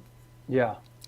And the members of Payload, they're all like, oh, we just call it the FUs. I'm like, but it isn't, and I want to do something where we're writing and doing new stuff, I don't want to like try to like capitalize on the past just as one former member. Oh, why not? It's been done before, but it just wasn't for me, and so we would rehearse. Of course, we're doing FU songs at first. And then that was all we were doing. All of a sudden, we're just doing FU songs. I remember we got back together. Antidote got back together after a bunch of years, and we played this A7 reunion show at the Knitting Factory in New York, and that was 2008, and that was the first. That was the first time that we played in, like 10 years or whatever. And you guys were on the bill. You guys played right before us, Payload. And you guys did the Payload thing right before us. And then we started that after that. Sheer Hell. Sheer Hell played that too. Pure Hell. Pure Hell. Pure Hell, I'm sorry. Yeah. And I remember that. And then I remember when we started doing the Boston Hardcore Film, we did the Gallery East reunion show, and we asked you to play. And I think you were the one that said, Bill, this is the FUs. We're going to do the FUs. Yeah. What happened was you guys were getting things together, and Katie said, is there any way you can get the old guys back together? And I said, well, I don't think they'll want to do it, but I'll ask, So the way Bob tells it is I called him up and said, there's Drew and Katie and Dwayne are going to make a movie, and it's going to be about Boston Hardcore, and they want us to get back together and do a reunion show and be filmed for the movie. And the way he tells it, he hung up on me, and I called back and begged him. That's a funnier way to say it than what actually happened, but Right. But it didn't take too much begging. At first, I think he was just shocked, that, and we were all shocked, really, that, especially when we played that reunion, and it was a great the Lido in Revere, and I thought, wow, this place is way too big for us. We filled it, Yeah, it was great. All the bands filled it. It was great. I remember the lines were like going out forever. Yeah.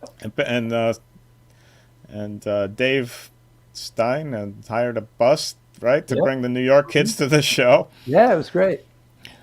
It was really great. It was inspiring to everybody. I mean, we played it. We kept playing. I mean, a lot of bands kept going after that. It was, we always say it, things go around and around the merry-go-round, and it was at that point that sort of, things came back around, and people wanted to see bands like the FUs and Antidote and Jerry's Kids, and a lot of us really got back on board after that. Yeah, that was a great bill too. DYS played, Slapshot played. Yep, Jerry's Kids were great. Jerry's Kids, yeah, Gang. So there was that bit. So then you know what we sort of skipped. I wanted to ask you. Young Fast Iranians turned up in the film Return of the Living Dead. Yeah, it did. Can you tell us about that? What happened was I finally remembered. I finally remembered the sub-label of Enigma was Restless Records. That's right. So Restless / Enigma and Enigma were asked to provide bands for that soundtrack, right? And we were going to be on it, and then we weren't going to be on it, and then they must have put us back in, unbeknownst to us, Funny how these things work out, right? Yeah. And I'm like, well, if I'd known I was going to be back in the movie, I might have done what some of the other bands that threatened to pull out did and ask for some money. Right. Money. What a concept. And so that they used it, without our permission. Ooh. And didn't give us credit, didn't put us on the CD copy of the soundtrack. In Return you got no credit in Return of the Living Dead? No. But the 50th anniversary, I guess it was kind of their apologetic thing where they they interviewed me and added me to the DVD. Oh, that's cool. The extra content to the DVD. That's so cool. I could at least say, yeah, we were in it. And it's a great scene too. It's one of the funniest scenes of the movie, where this punk kid is driving, and some kid in the back seat is annoying him. And so he turns on the radio to stop the argument and blast it, and it's Young Fast Iranians is coming through the speakers. But the kid in back keeps annoying him, so he lets go of the steering wheel and like jumps over the back seat and starts wailing on the kid, and the car starts going crazy and almost gets hit by a train. There you go. Yeah. So, you know what? Let me do my last sponsor thing and take care of some of that. And let's come back and let's take some questions from around the world, okay? Okay. All right. What's happening, everybody? It's the New York Hardcore Chronicles Live, and we are sponsored by New York Hardcore Comics, The Organic Grill, Texas Silver Rush, Chain Reaction Records and Skateboards, Generation Records, and DTFM Vinyl Distro. It's a record store that specializes in underground music, punk, ska, hardcore metal, and more. Located in the heart of Fargo, North Dakota's Industrial District, shop in person or online at www.dtfmvinyldistro.com, where the motto is death to false metal. How about Chacho's Tacos? The Gutierrez brothers. Located in Corpus Christi, Texas, Chacho's Tacos opened their doors in 2001, home of the almighty Chacho's Taco. They cook up an incredible home-style Tex-Mex food, and this month they're celebrating their 20th anniversary. They've been supporting underground music since the beginning, and in their own words, we ain't stopping anytime soon. Touring bands that play Corpus Christi swing by and get a home-cooked meal at Chacho's Tacos. We got you. The underground scene will never die. Please follow us on Facebook or on Instagram. Want to mention a couple of upcoming shows. This Wednesday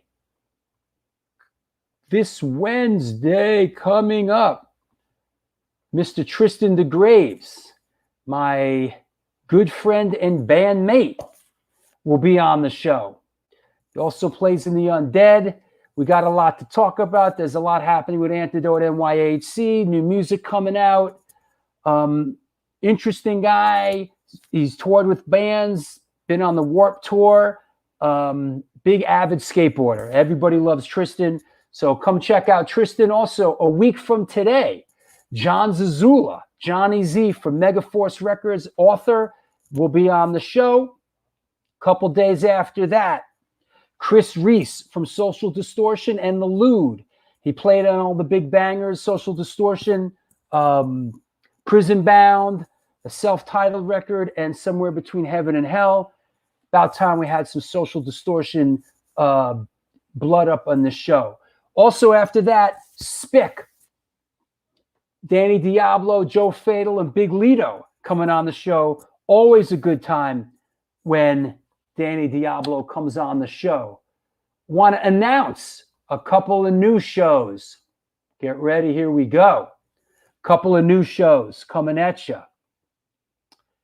Get ready. Get ready. Ba, ba, ba. Here we go. Sunday, June 20th, Matt Byrne from Hatebreed is coming on the show.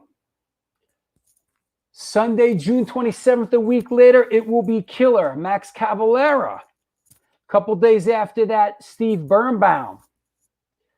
Photographer of the band was here and just announced this the other day. Sunday, June 11th, Sergio Vega from the Deftones, Quicksand, and Absolution. One more I want to announce. Scott Helland is coming on the show. This one's way in the future, but this show gets booked out pretty far now. Scott Helland's coming on the show. Some more Boston, Western Mass represent. Deep Wound, of course, his first band with Jay Mascis.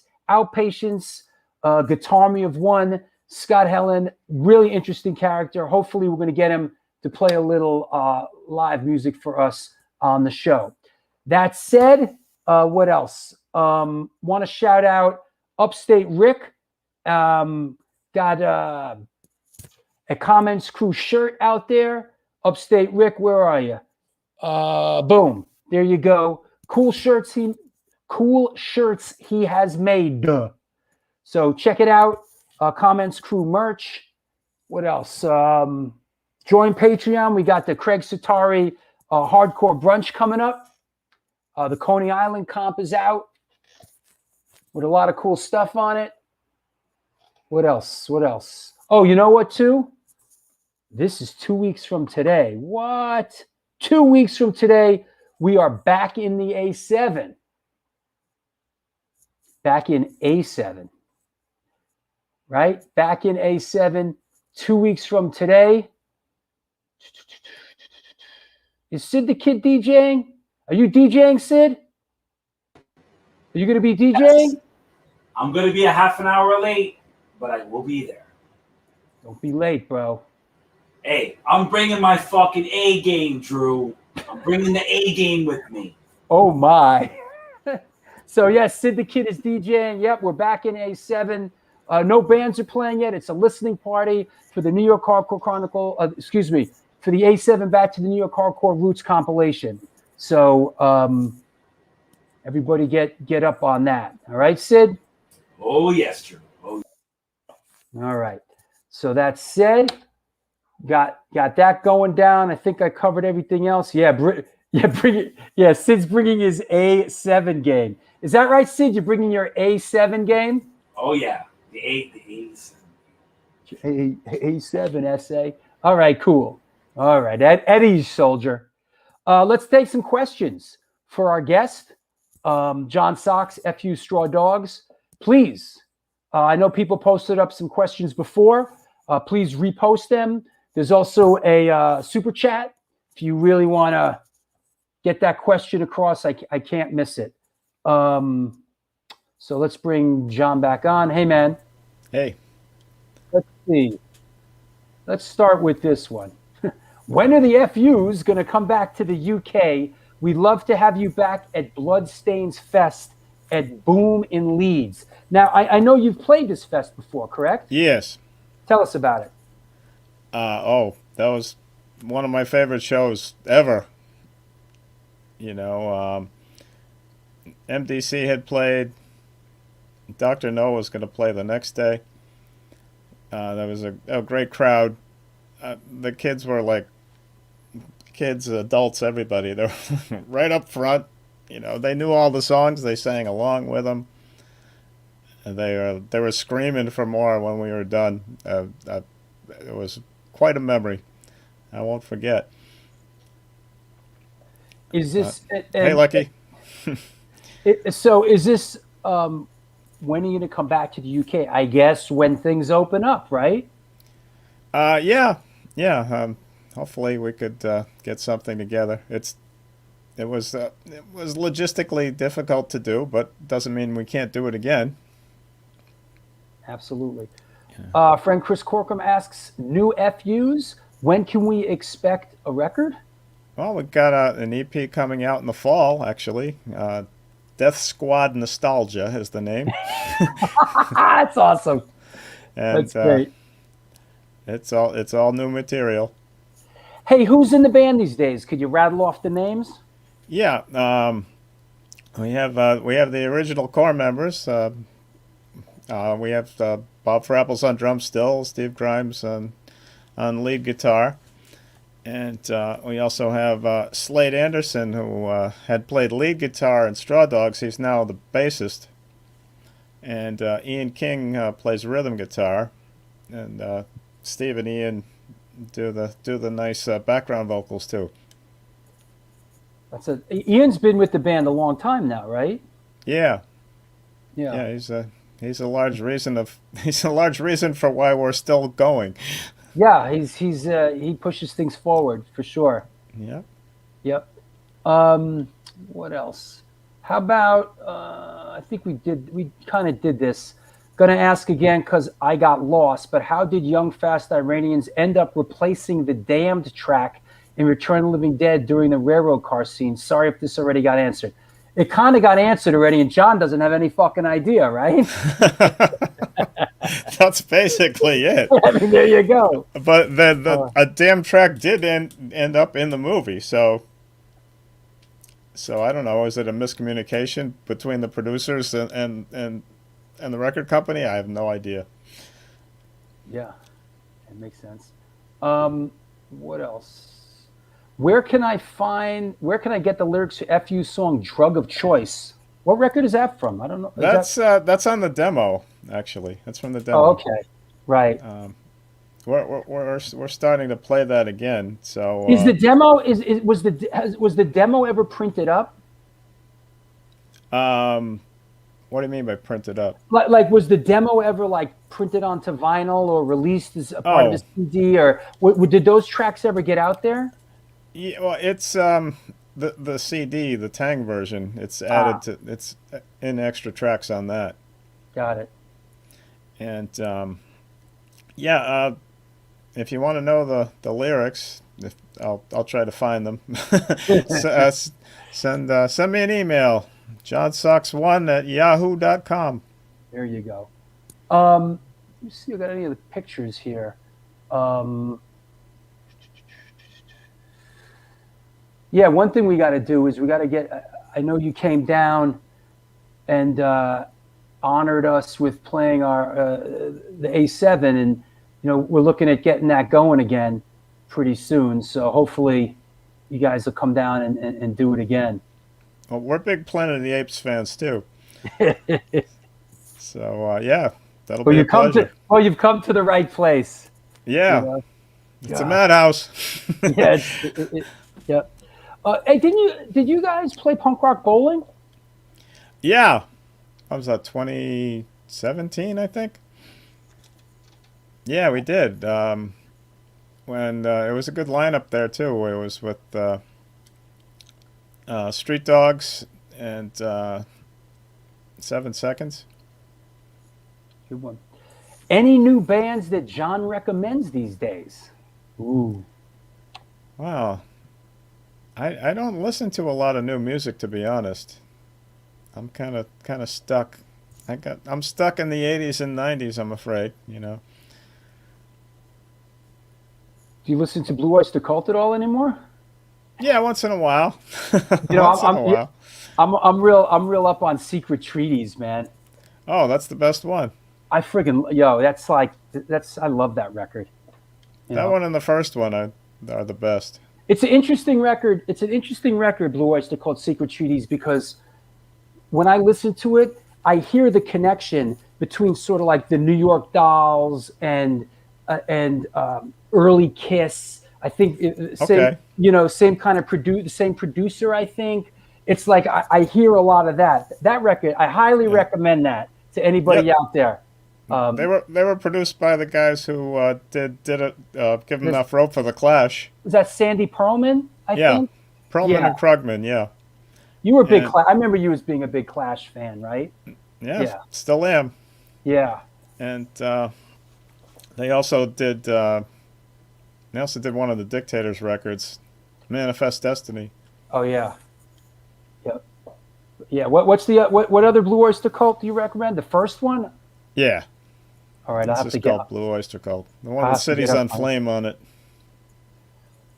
Our friend Robert in Scotland. John, what did you think of the Rebellion Festival in Blackpool? You guys were awesome at it. Oh, it was like a dream, really. I loved it, and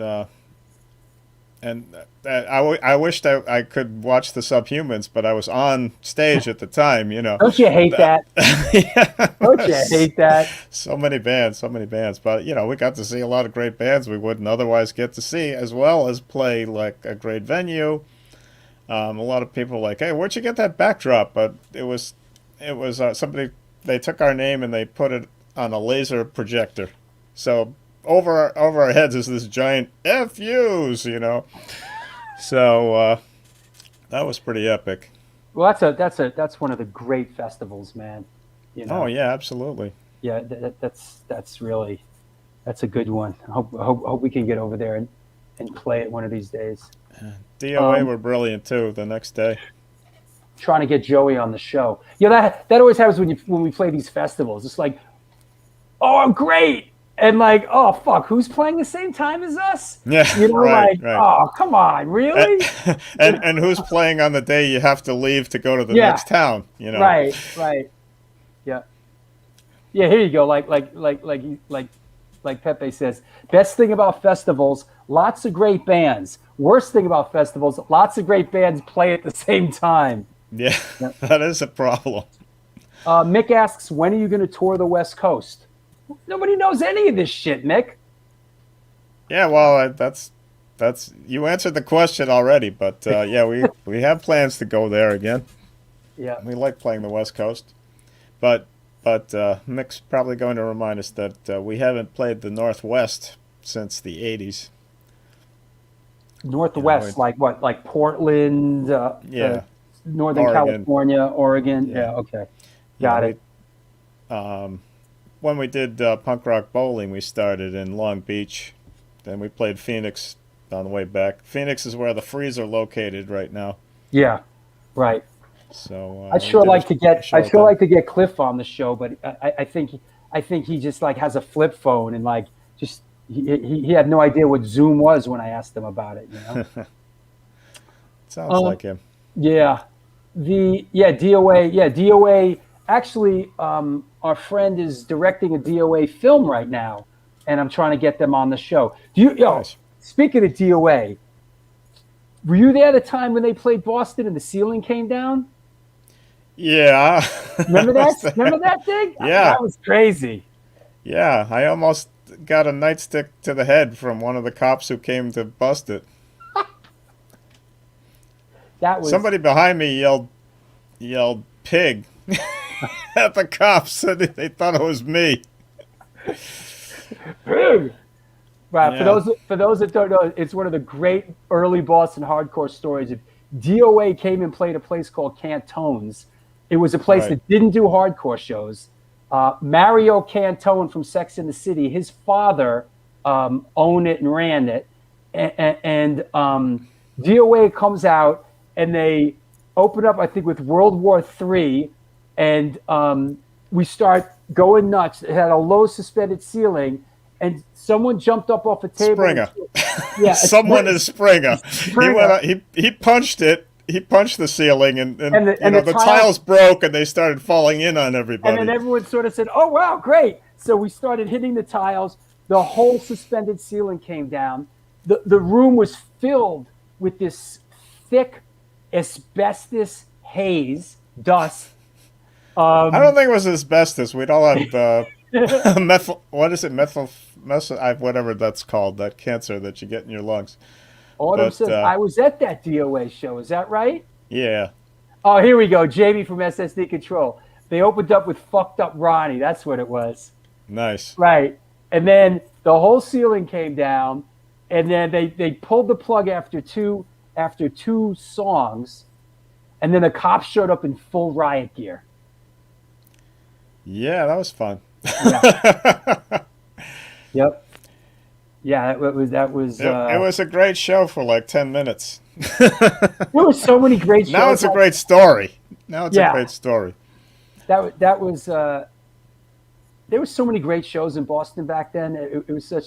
Here, just going through my photos. Here's another photo from Media Workshop, and there you are in the back there. And I looked at what your shirt says.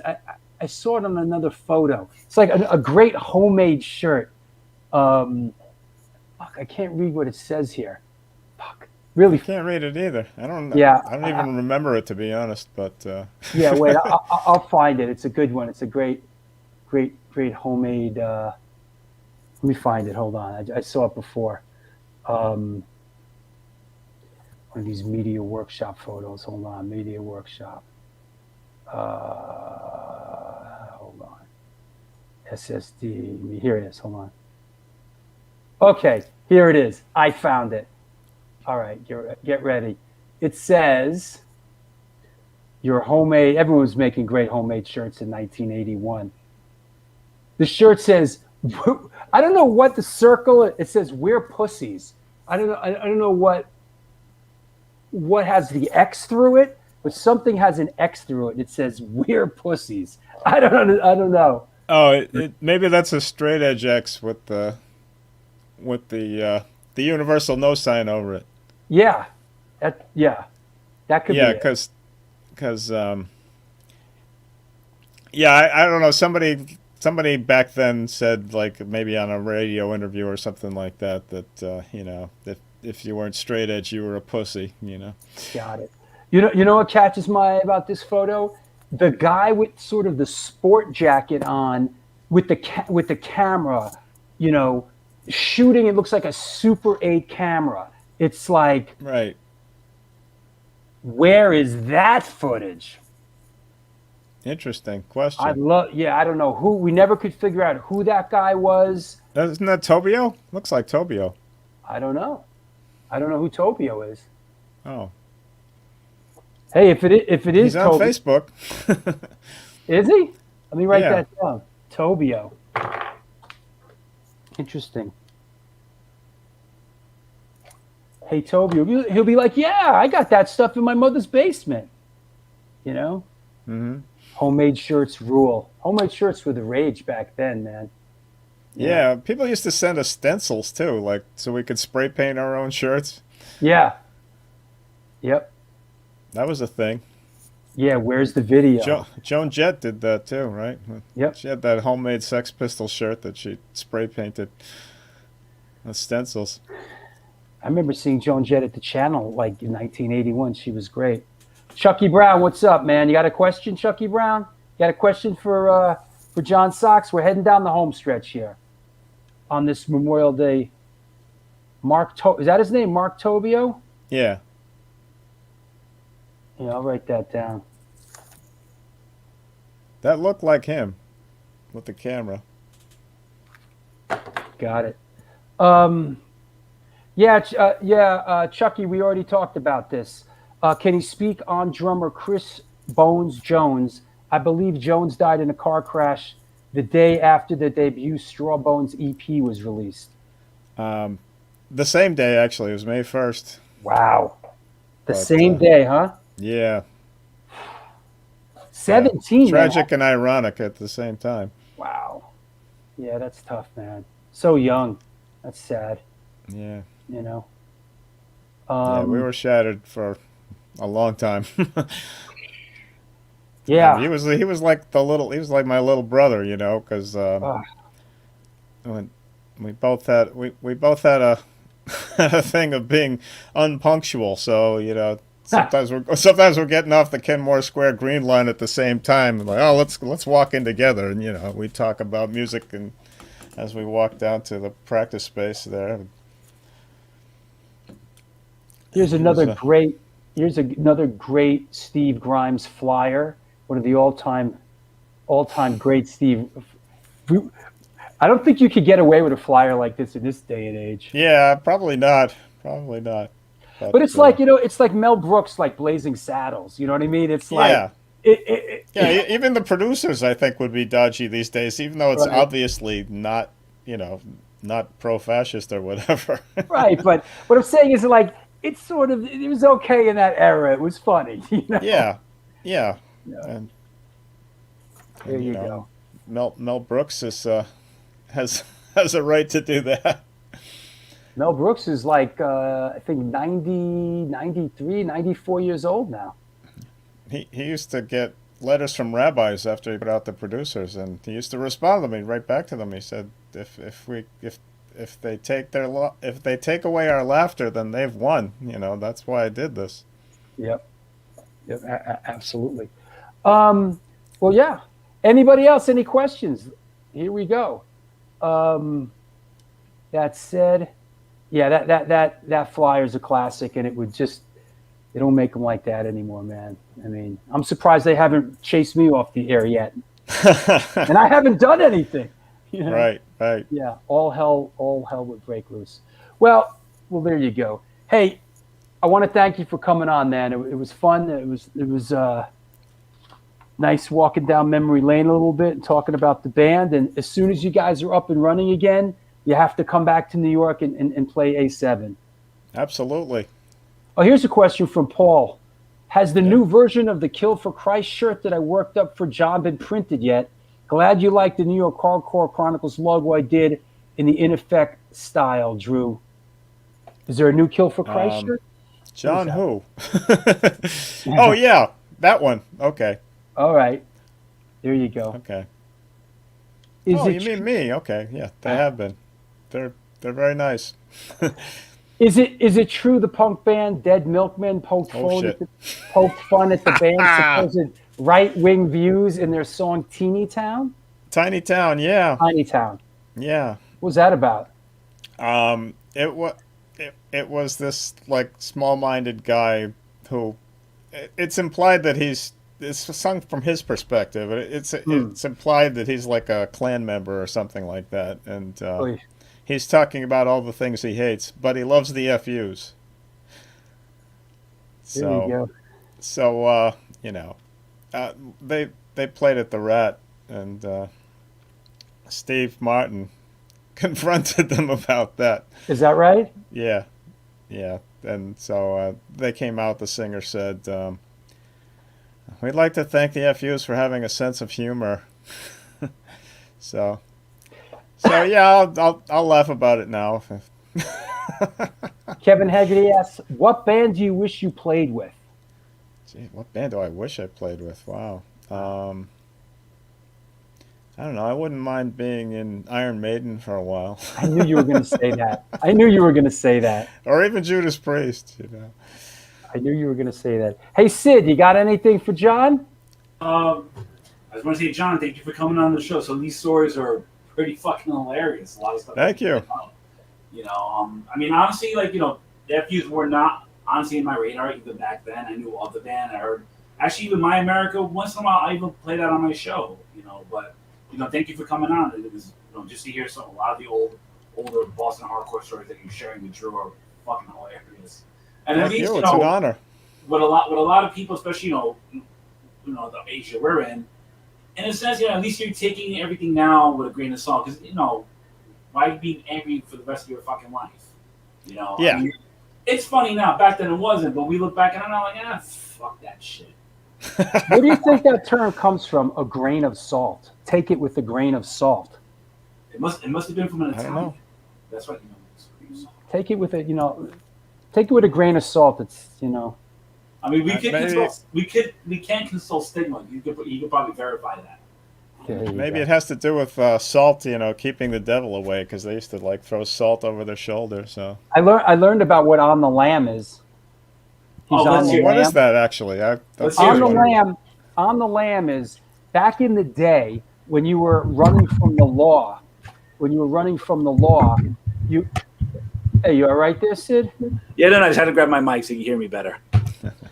When you were running from the law back in the day, like in the medieval times, you weren't like in the village per se. You were kind of in the countryside, and in order to eat something, if you wanted to eat, you know, about the only thing you could catch to eat was like a lamb. So the only way to feed yourself. So people say, yeah. So you're on the run. He's on the lamb. He's eating lamb. You know. Nice. He's on the lamb, like, or on the wagon, you know, they're bringing you to the gallows and you stop for your last drink and they say, hey, you want another one? And say, no, he can't have another one. He's on the wagon, you know? Oh, okay. I mean, hey, all I gotta say that. is, I mean, some media even still use that term in 2021. Yeah. What? Yeah. Which On term? the lamb. Yeah, on the lamb. You're on the run. You're eating fucking lamb, you know, on the lamb. I mean, what if they're vegan? Whatever, Are man. they You're on on the the tofu? lamb. On the Lamb of God. Good one. On the Lamb of God. Oh, in Boston, paddy wagon is an ethnic slur because, you know, it meant, you know, the police truck going around picking up all the drunken guys named Patrick who went by Patty. So, Is that yeah. right? Yeah. Paddy wagon. Yeah, so the Irish people don't like that name. That's funny. I mean, nowadays some of them say it, they don't even realize the origin of it, but that's what it was. Yeah, I love these sort of things. Like the Real McCoy. The Real McCoy was during the bootlegging era. There was a rum that McCoy made, and it was the gold standard of bootleg rum. And soon everybody started making knockoff versions, and they would say, "No, this is the Real McCoy." So that's why that's where Real McCoy came from. Hello from Portugal. Interesting. You ever play Portugal, John? No, I haven't had the pleasure. Yeah. Hey, Paulo. Yep. Yeah, Chucky. Yeah, salt and lamb. There you go. All right, Sid. Thanks, man. All righty, guys. Take care. Take care. Take care, Sid. Well, thanks, John. I appreciate you coming on the show and sort of reminiscing, and we wish you all the best. Thank you. It's been an honor. Anybody you want to shout out? Extreme pleasure. Yeah, I'd like to shout out all my Please. current and former bandmates and all the people who've supported us over the years. And if you're new to the FUs, then great. Welcome aboard. And remember the fallen today. And some people have personal memorials today. I do too. Friends that I've lost. So to shed a tear, it's okay. And then enjoy the rest of the weekend.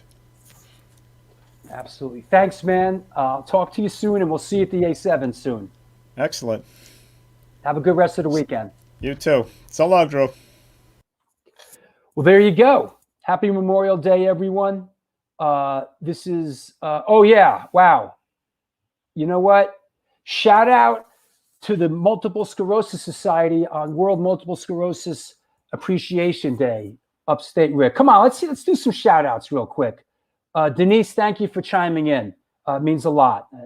Thank you. David Stewart, great show. FU's best band I've ever seen. Leeds, England. Leeds, England represent. Live at Leeds. Robert Hogg, how you doing in Scotland, buddy? Hope you and the family are well. Love you, man. John Harmon, quality programming. Thank you. Thank you. Shout out to Rick.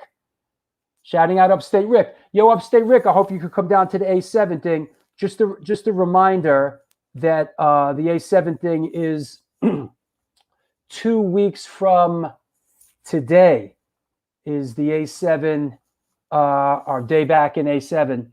No bands are playing, but we're doing the comp thing.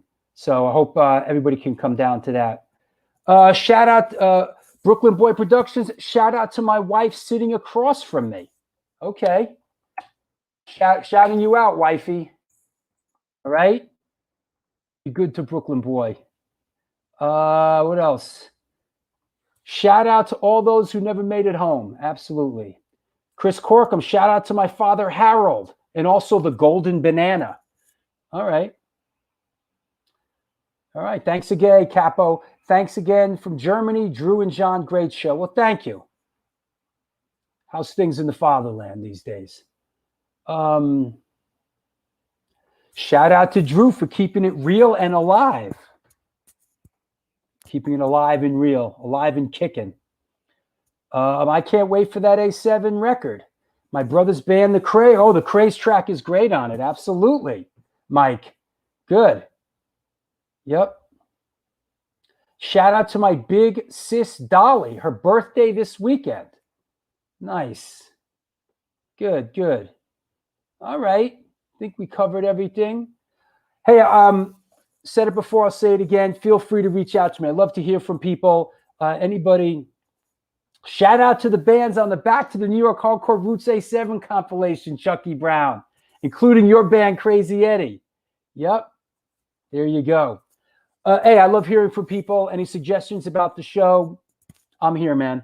If you're watching this in rerun, there is a subscribe button there. There's also merch underneath. Support the show, will you? Support the show that supports you. All right? Yep. Yep. Shout out to my daughter, the Big 13 today. All right.